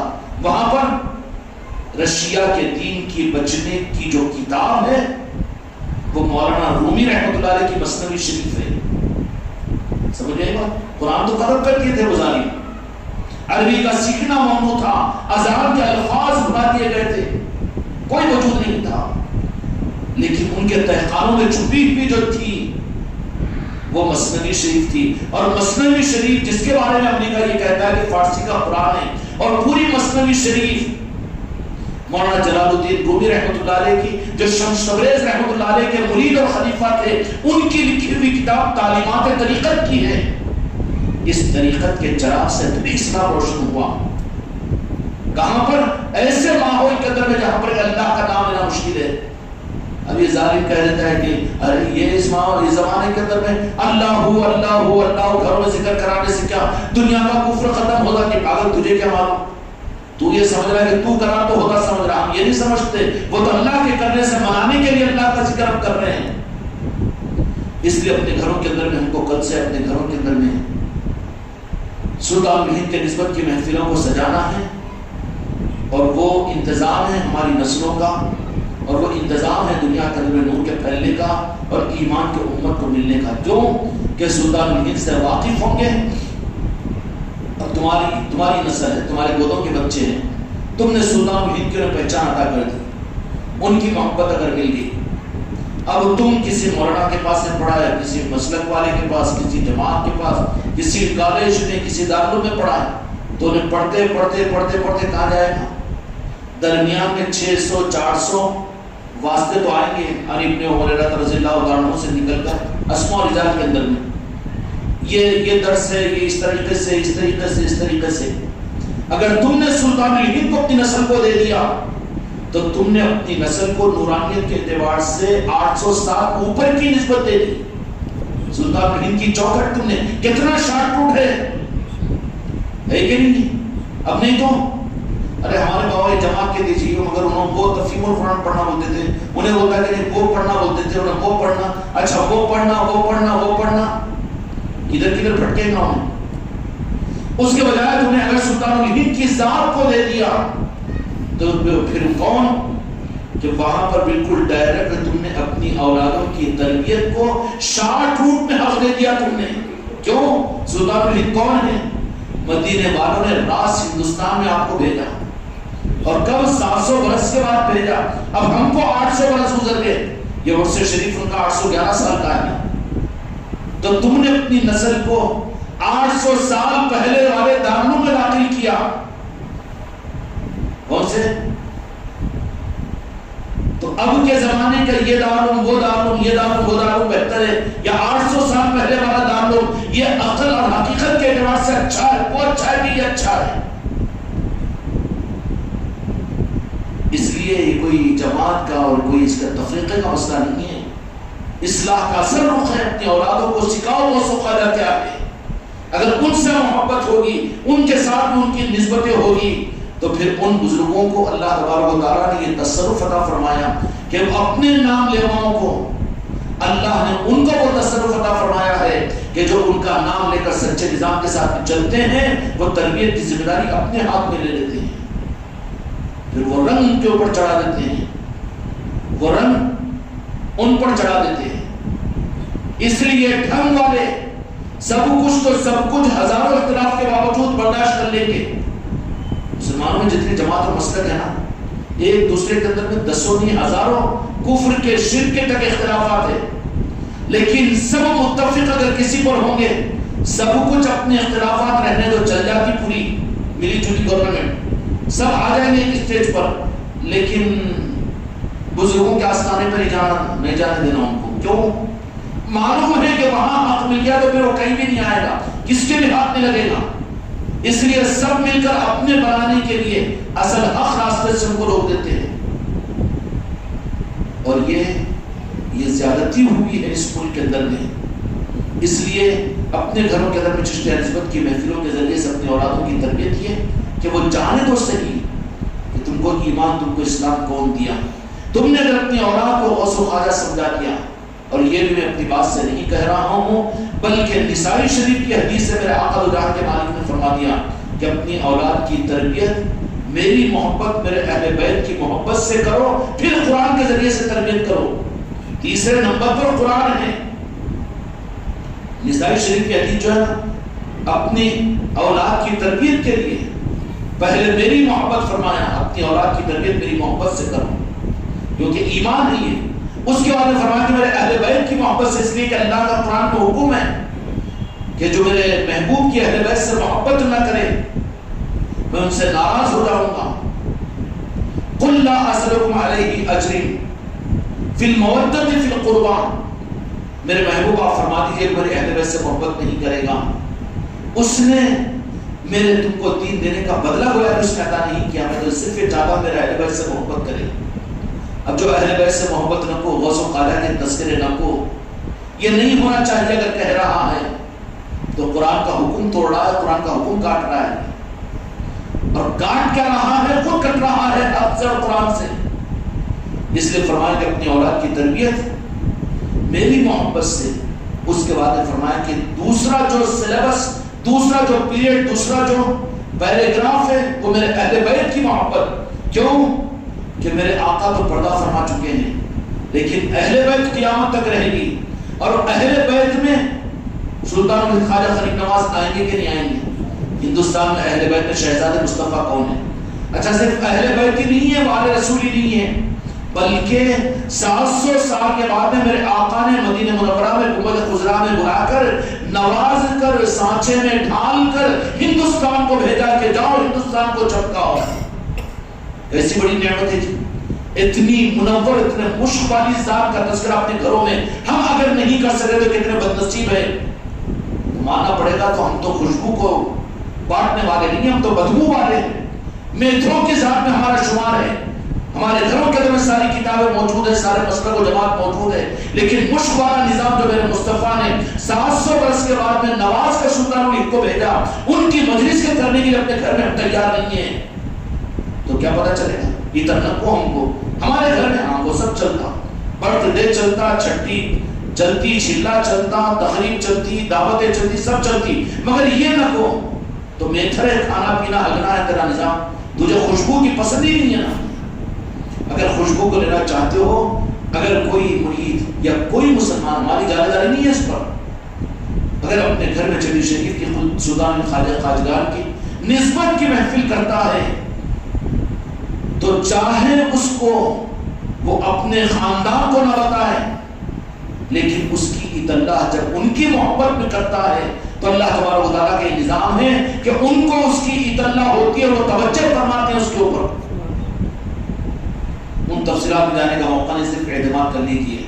اولیاء کی نسبتوں کے اوپر جو کچھ محفلیں ہوتی ہیں اس پر ان بزرگوں کی خاص توجہات ہوتی ہے, خاص توجہات ہوتی ہیں, اور یہ اختیار ہے اللہ تبارک و تعالیٰ پھر ان کو, اگر وہ چاہتے ہیں تو جہاں ان کی محبت میں ہوتی ہے محفل وہاں وہ خود بھی آ سکتے ہیں. حوالہ بھول رہا ہوں کتاب کا, لکھنوی عالم صاحب انہوں نے لکھا,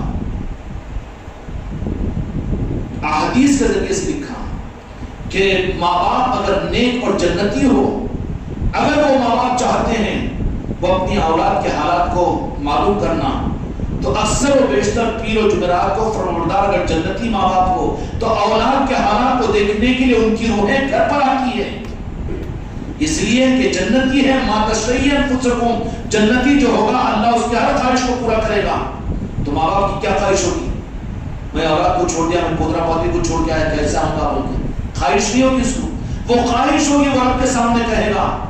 تو اللہ اس کو اختیار دے گا کہ وہ اپنی اولادوں کو دیکھنے کے لیے اس کے گھر پر آتی ہے، روحیں گھر پر آتی ہے، اس کا انکار نہیں کیا جا سکتا۔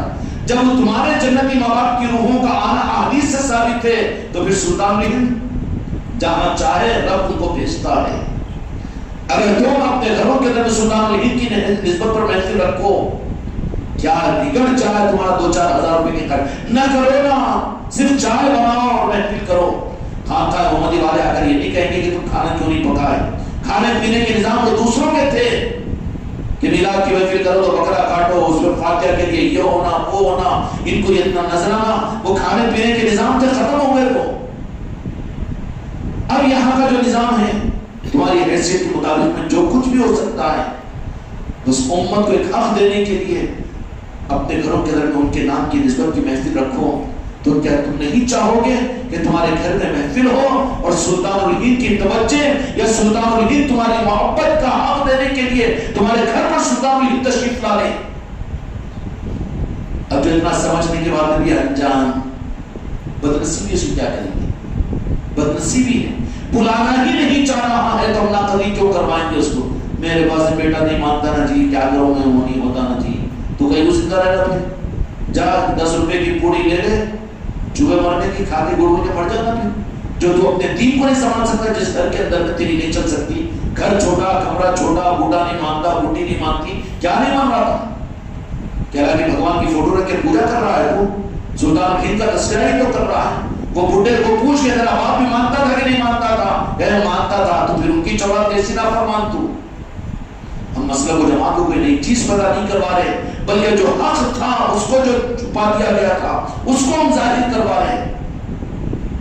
اس لیے میرے بچوں، ٹیل ٹال اور قال و قول کے اندر میں محروم مت ہو۔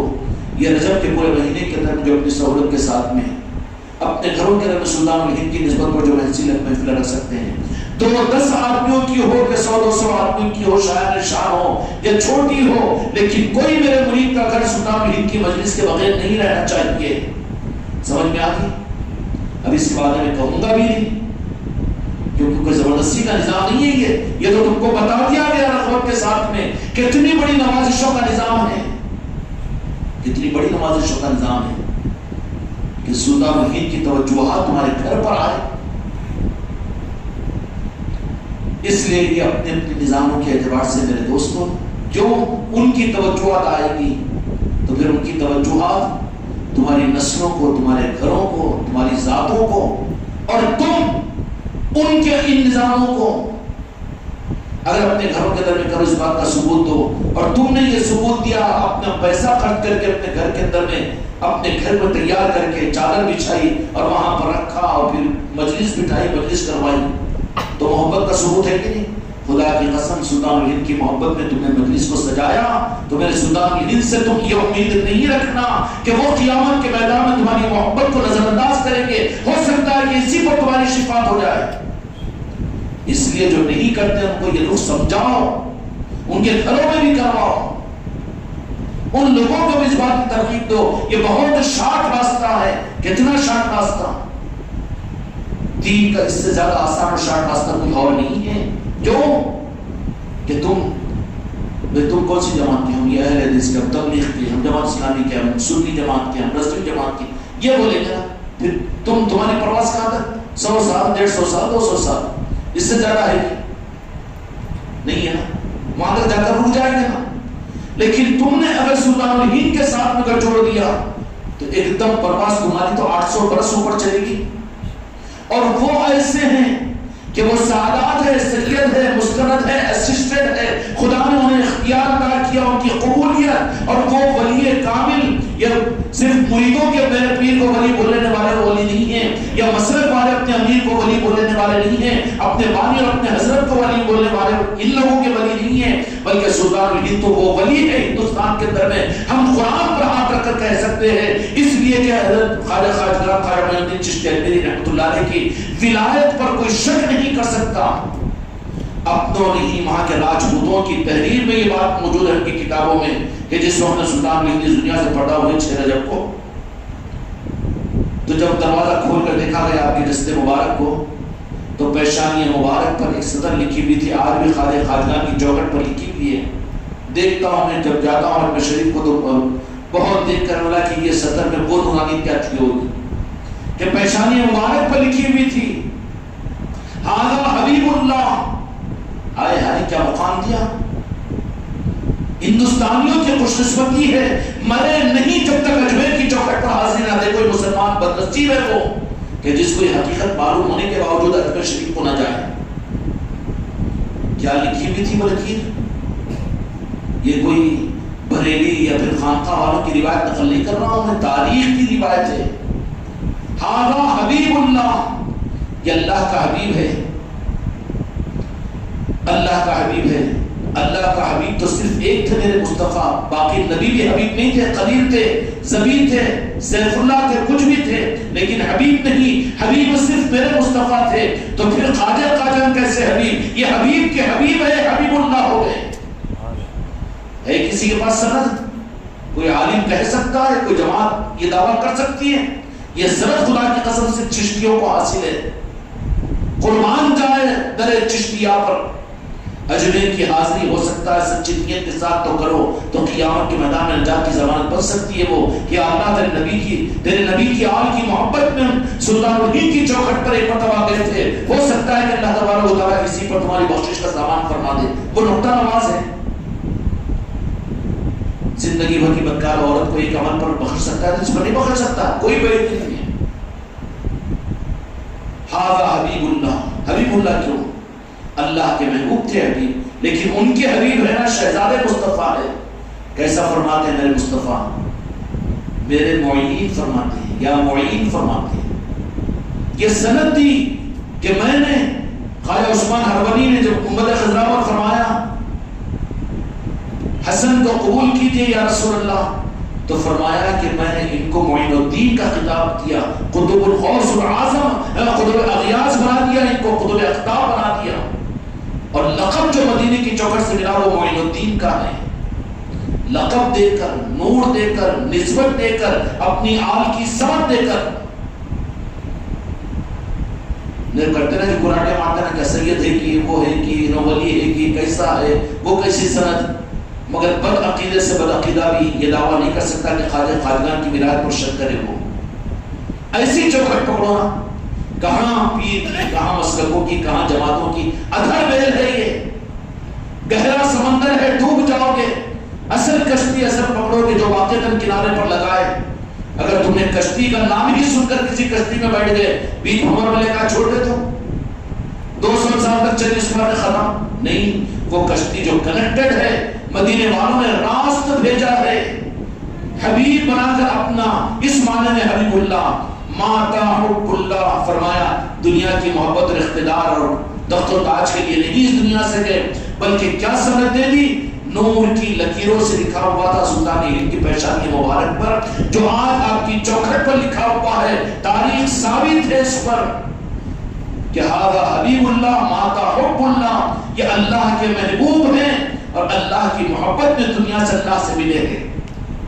اور جو ان سے مل جائے امید کر سکتے ہیں جو مسلک و جماعتوں سے ملے. کوئی سند ہے سند نہیں, اسسٹنٹ نظام ہے, بنیاد ہے.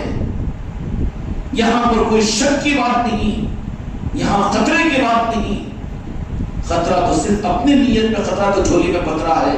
ہم بھی ان بزرگوں کے پاس میں جاتے ہیں دنیا کے لیے, دنیا کی چیزوں کے لیے. یہ خطرے کی چیز ہے. ان کی محبت میں جاؤ, ان کے پاس میں, ان کے در کے بھکاری بن کر جاؤ, ان کے در کے بھکاری بن کر جاؤ, ان کی محبت میں جاؤ, تو پھر وہ سب کچھ عطا کریں گے.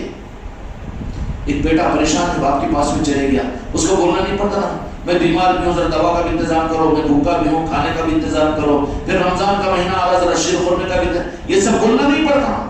باپ کے پاس میں چلے گیا تو عقل مند ہے, نہیں میرے بیٹے کو ضرورت ہے اس کے لیے آیا ہے, اتنا دیتا کہ ساری ضرورتیں پوری ہو جاتی ہے. یہ تو لسٹیں لگاتا ہے, بزرگوں کے پاس میں جاتا نہیں جاتا. ان لوگوں کا کیس الگ ہے. اب یہ جانے والوں کا کیسے کہ صرف منتوں مرادوں کے لیے جاتے ہیں اور ہماری شرط لگا دیتے ہیں, ہم اچھی نیاز کریں گے, تمہارے پاس میں اچھی چادر چڑھیں گے, یہ کام ہو گیا تو پہلے تم کو کام کرو, بعد میں ہم تم کو. تو کیا کام پہ لگانے کو جا رہے ہیں اولیاء کے پاس میں؟ یہ بھی غلط روح ہے. جاؤ تو محبت میں جاؤ کہ تم اللہ کے محبوب کے حبیب ہو اور اللہ کے تم دوست ہو. اللہ تم سے محبت کرتا ہے، اس اللہ کی محبت اور مصطفیٰ کی محبت کی خیرات دینے کے لیے تم ہم کو دے سکتے ہو، دلا سکتے ہو، اس لیے ہم تمہارے پاس میں اس لیے جاؤ. سمجھ میں آ رہی نا؟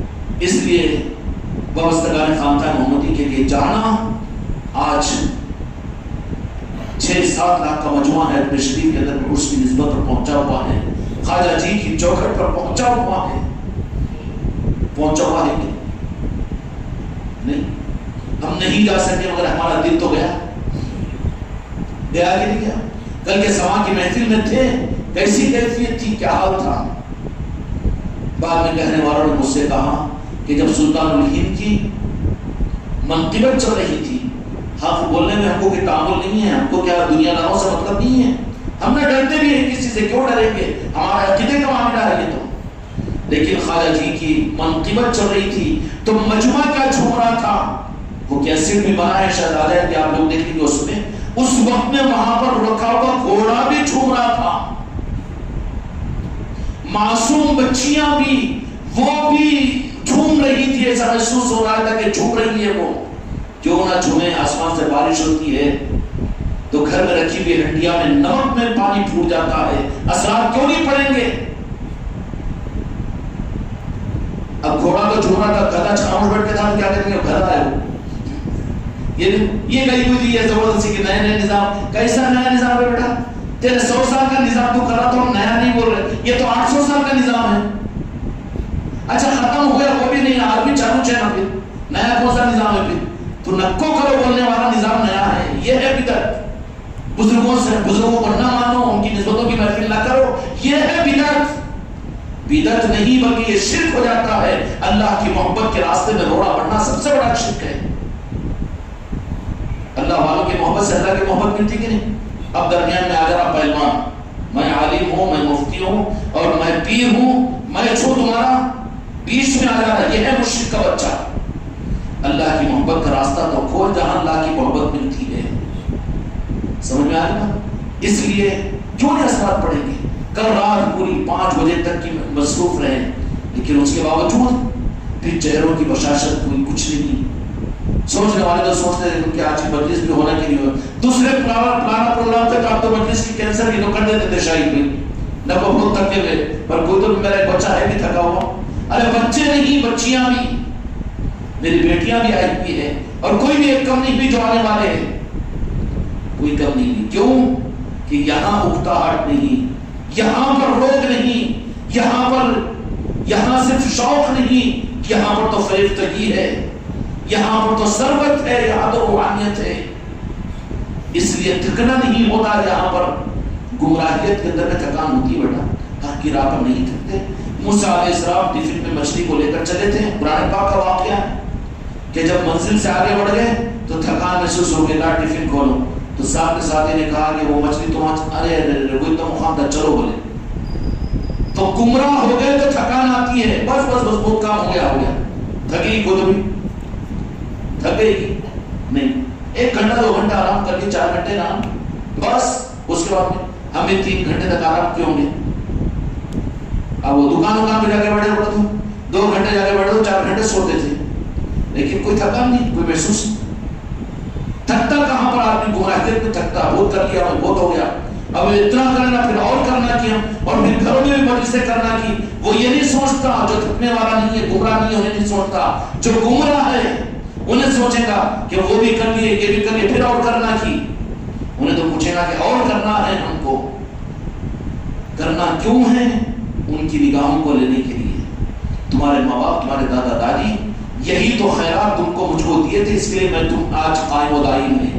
کیا کرتے تھے پرانے لوگ؟ اولیاء کی چوکھٹوں میں لے جا کر ڈالتے تھے، بالا کاٹنے کے. کیا کرتے تھے وہ؟ بال کہیں بولتے نا، ہاں بالا اتارتے تھے. ہاں اب یہ بالا اتار رہے پر نظام کھل کے آنے کے بعد میں بھی رکھو بول کے بالا اتار کے لے کے بزرگوں کی چوکھٹ پر ڈال دیتے تھے کہ سرکار آپ کے قدموں میں لا کر ڈال دیا، آپ سرپرستی فرمائیں گے.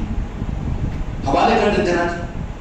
کیسیا بچہ پیدا ہونے جو دلا تو کتنا جلدی بھٹا جاتا ہے، ڈنڈا ٹیکتے ہوئے میرا پوترا پیدا ہوا، لکھو جلدی اس میں لکھو، کیا میں لکھو بچہ پیدا ہوا. کیوں؟ آ گیا تو پھر ملتا پیسہ. اپنی اپنی اولادوں کو بزرگوں کے پاس میں لے جاؤ، ان کی چوکھٹوں پر ڈال دو، ان کے قدموں میں، یہ تمہارا حق ہے، اگر تم ڈال دو گے تو پھر وہ سرپرستی میں سنبھالیں گے، ان کے عقیدوں کی حفاظت ہوگی۔ وہاں کے بجائے ریاستی کانوینٹ کے اندر میں تو انہیں پہلے خڑک ہوتا ہے، ایڈمیشن کا سے 1 لاکھ دینا پڑتا۔ اب بیگم کو بولا کانوینٹ میں گیا 1 لاکھ، جہاں زیور بیچ دو، کیا کرتا؟ پھٹا پیدا ہوا مصیبت میں، پھر اسکول میں ایڈمیشن تو 1 لاکھ، پھر اس کے بعد یہ وہ ڈریس یہ ڈریس، صدمے کی اولاد بناتی ہے۔ بجائے اس کے اگر آپ کی نسبتوں کے ساتھ میں چلو تو اولاد تمہارے لیے نعمت بنے گی۔ کیا بنے گی؟ سرپرستی پوری ان لوگوں سے ہوگی جن کے ہاتھوں میں خزانہ ہے، جن کے ہاتھوں میں اللہ نے تصرفات عطا کیے ہیں۔ اولادوں کو نسلوں سے ان سے جوڑو، غوث و خواجہ سے جوڑو، حفاظت اور معمول میں رہتے تمہاری عاقبت بھی محفوظ رہے گی، تمہارے لیے بھی تمہاری اولاد سرمایہ بنے گی، ورنہ تمہاری نسلیں بھی مردود اور ان کی مردودیت پر ہم بھی مردود ہو جائیں گے۔ اس لیے اس کا انتظام اپنے گھروں کے اندر میں سلطان الہند کے نسبت کی محفلوں کو اپنے گھروں میں کرنا ہے، کریں گے نا؟ اس کو کوئی جماعت کا، اس کو مسلک کا نظام مت سمجھو، بلکہ اپنی رغبت اور اپنی عصمت کے ساتھ میں جن کو اپنے گھروں کے اندر میں کروانا ہے، مجلسیں کروانا ہو، اپنی انفرادی ذوق کی بات ہے کروا لو بولی، لیکن اجتماعی طور پر تاکہ سہولت ہو۔ سرکاری بس ملی تو کم کرایے میں چل جاتے ہیں، پرائیویٹ گاڑی لے آنا ہے بولو تو کتنے بولتے کرایے میں، خاطر کوئی بات کرنا ہو تو حیدرآباد کو جانا ہے وہ تو 8,000 روپے کرایہ ہوتا، کوئی جا کے RTC بس میں بیٹھ گئے 300 میں چل جاتے ہیں۔ سرکاری بس ہے نا خانقاہ محمدی کی، یہاں لکھا دو چائے بناؤ، دال چاول بناؤ، جو کچھ بھی اللہ حیثیت دیا کرو، طے کر دو کہ بھائی ٹھیک ہے، ہم کو بھی موقع دو، اور ہم بھی انشاءاللہ اپنے گھر میں سلطان الہند کی نسبت کی مجلس سے سرکاری بس چالو کروا دیے، غریب نوازی کرم مانا ان کا۔ اب حماقت کر رہا میں پرائیویٹ گاڑی میں جاتا ہوں، بیٹے وہ پرائیویٹ گاڑی بس میں ایکسیڈنٹ میں مرتا نہیں بچتا تو بھی، مگر وہ گاڑی میں تو مرغی کے پیٹ میں بچہ چوزا گھسے سکا گھسا رہے۔ پرائیویٹ گاڑیاں خطرے کے رہتے نا، یہ مسئلہ کہ یہ جماعت چھوڑ، بس ہے تو جہاں کے مالک نے غریب نواز کو بھیج دیا، یہاں پر بھیج دیا کہ نہیں بھیج دیا؟ اب پرائیویٹ کا کوئی نظام نہیں جو چلے گی، غوث و خواجہ کی چلے گی قیامت تک، کس کی چلے گی؟ کوئی مسئلہ وہ جماعت کی حق کی بنیاد پر نہیں چلے گی تو غوث و خواجہ کی چلے گی۔ اس لیے اپنی نسلوں کو ان نظاموں کے ساتھ میں جوڑو، ان نسلوں کو ان نظاموں کے ساتھ میں جوڑو۔ اس کے لیے بہترین موقع ہے کہ 10-12 دن کے اندر میں، چونکہ اس کے بعد میں پھر باہر کے سفر شروع ہوں گے خانقاہ والوں کے، تو اپنے اپنے گھروں کے اندر میں سلسلے چشتیہ کے محفلیں جو رکھنا چاہتے ہیں وہ شاہد صاحب کے پاس اپنے ناموں کو لکھا کے اپنے دن کو مقرر کر لے۔ بعد میں جان دو نا، ابھی چاند نظر آتا کہ ذرا بعد میں دیکھ سکتے نا، ہر جگہ سامنے یہاں پیچھے، اس سے پہلے کٹ ہو گیا تھا، پہلے نیت کرا بڑا نہیں کرنا ہے بول کے، کروں گا یہ ہوگا، چاند نظر آ گیا کرتا ہوا کنٹرول کا راشن پہلے جا کے ڈالے تھا نا، نہیں ٹھہرو لاتا بول کے، آخر گیا تو نہیں ختم ہوگا بول دیتا ہوں۔ اس لیے آخر کا انتظار مت کرو، نہیں آخر میں میرے کو رکھو، آخر میں کیوں بھیکاری ہے کہ تم ہمت ہے تو پہلے رہے۔ اس لیے اپنی اپنی مجلسیں خود اپنی ذوق کے ساتھ پہلے لکھا دیں، اور جتنا شاعر شان ہو سکتا ہے سلطان الہند کی نسبت کی محفلیں ہیں، خاندان کو جوڑو، محلے والوں کو جوڑو، اپنوں کو جوڑو، برادران وطن کو جوڑو، اور ان سب کو جتنا جوڑ سکتے ہو، آپ کی حیثیت سے زیادہ بوجھ آپ پر نہیں ڈالتے۔ اس کا مطلب یہ کرنا پڑتا ہے کہ ہم نہیں کر سکتے تو نہیں کرنا، نہیں کرنے سے کرنا بہتر ہے، نہیں کرنے سے کرنا بہتر ہے۔ اور جب کرو گے تو تمہارے پیر کو تم ادلہ نہ دو، تمہاری خانقاہ کو ادلہ نہ دو، لیکن صحیح عقیدے کی بات تو یہ ہے کہ سلطان الہند کو تو ادلہ ہو جائے گی کہ میرے چاہنے والے میری نسبت اور اپنے گھر میں مجلس کیے ہیں۔ اخبار الاخیار کتاب ہے تو وہی، اس کے اندر شیخ عبدالحق محدث دہلوی رحمۃ اللہ علیہ نے اس واقعے کو نقل کیا کہ ربیع الاول کے اندر میں اہتمام کے ساتھ میں میلاد النبی کا دستر بچھایا کرتے تھے، ایک سال ان کی حیثیت نہیں رہی بکرا وغیرہ کاٹنے کی۔ اب شیخ عبدالحق محدث دہلوی کون ہے؟ یہ محدث کے امام ہیں، ان کے بغیر تو کسی عالم کی سندی قبول نہیں ہے، کسی بھی مسلک کی، چاہے وہ دیوبندی ہو کہ کسی بھی بریلوی ہو، کہ شیخ عبدالحق محدث دہلوی رحمۃ اللہ علیہ تو وہ ہے کہ جن کی سند کے بغیر کسی عالم کو سند نہیں ملتی، ہندوستان میں سند حدیث صرف ان سے چلی ہے۔ انہوں نے کہا کہ ربیع الاول کے مہینے کے اندر میں ہمارے گھر کے اندر میں شیخ عبدالحق محدث دہلوی، شاہ عبد الرحیم محدث دہلوی رحمۃ اللہ علیہ کے شہزادے اپنی کتاب میں لکھتے ہیں کہ میلاد پاک کا دستر بچھاتے، لیکن ایک سال ایسا نہیں ہوا انتظام، ہم نہیں بچھا سکے، تو ہم سننے کے لیے کرنا چاہیے اہتمام. کبھی اچھی دعوت کیے تھے, اب اپنی حیثیت نہیں ہے, کیا کروں میں, قرضہ لوں گی, فائنانس لوں, جاتا فائنانس میں جاتا ہوں, یہاں تانا دے رہا فائنانس کو. بیگم بولی پھر آہر کو بولو 3000 روپے کا آہر لاتا, وظیفے میں سے نکال کے رکھتے کہ نہیں چاند بھائی, پہلے نکال کے رکھتے تھے وہاں سے, کیونکہ اب کے جانا ہے وہاں پر شادی میں. تو یہاں پر فائنانس کی, تو فائنانس میں لگایا تھا اللہ میاں نے. یہاں بھکاری مت بن, یہاں پر تو عظمت اور خوشی کے ساتھ میں چل تو نوازا جائے گا. نہیں تھے حالات ایسے تو سب تھوڑے سے چلے لے کر محفل میلاد کی. ہم لوگوں کے لیے تربیت ہے یہ نہیں سوچ رہا کہ اتنا شاعر شان نہیں ہو سکتا ہوں, میں کیسا کروں. کوئی گھر مرید کا میرے سلسلے چشتیہ کی اس دعوت سے خالی نہیں ہونا چاہیے. بھلے دو چار آدمی کو بٹھا کر کھلائے, بدنصیب ہے وہ جو اپنے گھروں کو اس سے محروم رکھے. کان کھول کر سن لو, کان کھول کر سن لو, کوئی عذر نہیں. چنے لا کر رکھے.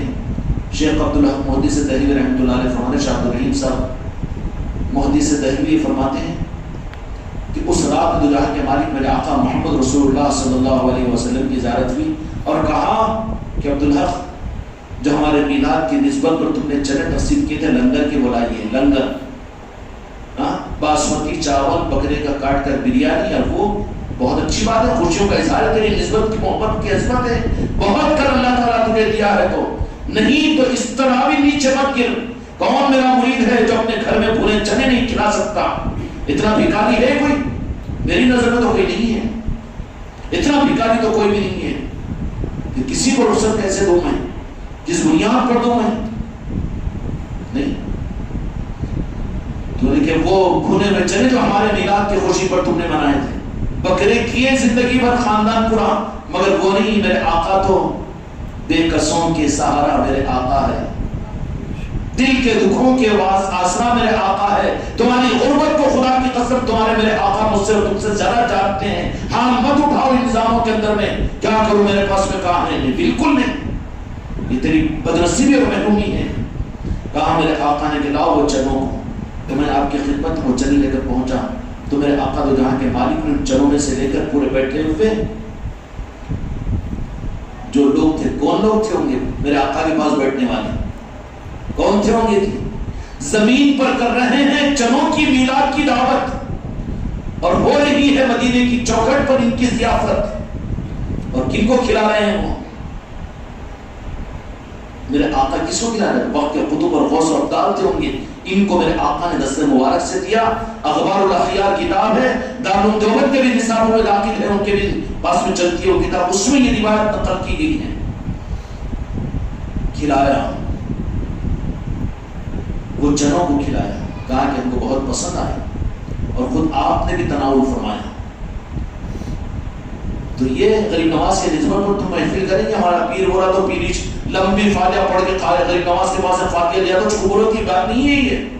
یہ تو یہ دکانداریاں ہیں. یہ فاتحہ دینا تو اونش دینا, نشا چڑھانا تو اونش چڑھانا, اور فاتحہ پڑھنا تو یہ کھانے پینے والوں کے نظام ہے. یہ نہیں, اپنے دل کی سچائی کے ساتھ میں یا غریب نواز آپ کی محبت میں یہ لنگر لوٹا رہا ہوں, آپ اس کو قبول کیجئے. اسی لمحے تمہاری یہ نیت سلطان ہند کے چوکھٹ پر پہنچے گی, دستک دے گی, اور وہاں پر پہلے قبول ہوگا, بعد میں تم کھاؤ گے. یہ نظام ہے ان کے پاس میں, تو کوئی تو محروم نہیں ہوگا انشاءاللہ. ہر مرید میرا اپنے گھر کے اندر میں عزت کے ساتھ میں بلا سکتے ہوں. تو کل کو انشاءاللہ ہمارے پاس میں جہاں میں رہتا ہوں وہاں پر محفل ہوگی, اور وہاں پر مسرات بھی تشریف لائیں. کہ خالی پیر بھائیوں کو یاد رکھو, میری بیٹیوں کو چھوڑ دو, اچھی بات نہیں ہے نا. ہاں تو مستورات بھی آ سکتی ہیں, اور ایسے ہی اپنے گھر کے دستر کو بڑا کرنے کے لیے تم کو اللہ تعالیٰ نے حیثیت دیا ہے. یہ نہیں کہ خالی آدمیوں کا کی رکھا سکھا دعوت لے کے لا کے دیا, خالی تم کو میں محل نہیں. ہاں کتنا اثر ہے وہاں سے, میں محل نہیں کی پوچھتے نہیں, وہاں پر میں محل ہونا کرتے یا دعوت میں بلانے کے واسطے بے محل. اللہ نے دیا ہے تم خاندان کے عورتوں کو بھی بلاؤ, اپنے گھر کے محلے کے اطراف کی عورتوں کو بھی بلاؤ, چور چوباروں کو بھی, آپ رانا نے عورتوں کو بھی بلاؤ, نوکر چاکروں کو بھی بلاؤ. دستر بچھاؤ خوشی کے ساتھ میں, جو تنگ دلی کے ساتھ میں بخیل بن کر رہا ہے. اب بخیل بن کے بیٹا یہ وقت پہ کئی بار چائے پلائے تو وہ چائے بیٹی پیے جاتی, ہوٹل میں بیٹھ کے میں چلے گیا کہیں بیٹھ کے, یہ ٹائم تھا کہ آنے کا یا میں تو بھی نہیں آنا تھا. تو اب انہوں اگر دل میں سوچ رہے تو وہ چائے میرے کو پیے جاتی کیوں؟ بخیل بن کے نظاموں کے اندر نہیں چلنا، بلکہ دل کے کشادگی کے ساتھ میں اللہ اتنا دیا ہے ٹھیک ہے، اس سے زیادہ عطا کرے گا تو پورا تو اس نسبتوں کے اوپر میں خرچ کرنے پر اپنے کو خوشی محسوس کروں گا. کریں گے نا انشاءاللہ. اللہ تعالی ہم سب کو اس لیے اس رجب کے مہینے کے اندر ان محفلوں سے کوئی گھر خالی نہ رہے. ہر گھر کے اندر میں سلسلہ چشتیہ کے نسبت کی محفل جن جن کے گھروں میں ہونا ہے. کنڈکٹر ہے ہمارے شاہی صدیقی صاحب، دعائیں وائیں بھی ذرا اچھی پڑھتے ہیں، ان کے پاس اپنے نام لکھا دو انشاءاللہ. اور کوئی لمبے جوڑ، اور اس میں نہیں کہ خالی مریدوں کے پاس میں، جو بھی انسان جو کروانا چاہتے ہیں ان کے پاس میں، ان کو بھی یہ سعادت دینے کے لیے ہم بخیل نہیں ہے کہ نہیں ہماری مسلک ہماری جماعت ہمارے چھوڑ نہیں. جو بھی کروانا چاہتے اپنے گھروں کے اندر اس سعادت کو لینا چاہتے ہو، ان کے گھروں میں انشاءاللہ محفل ہوگی. ٹھیک ہے، یہ متوجہ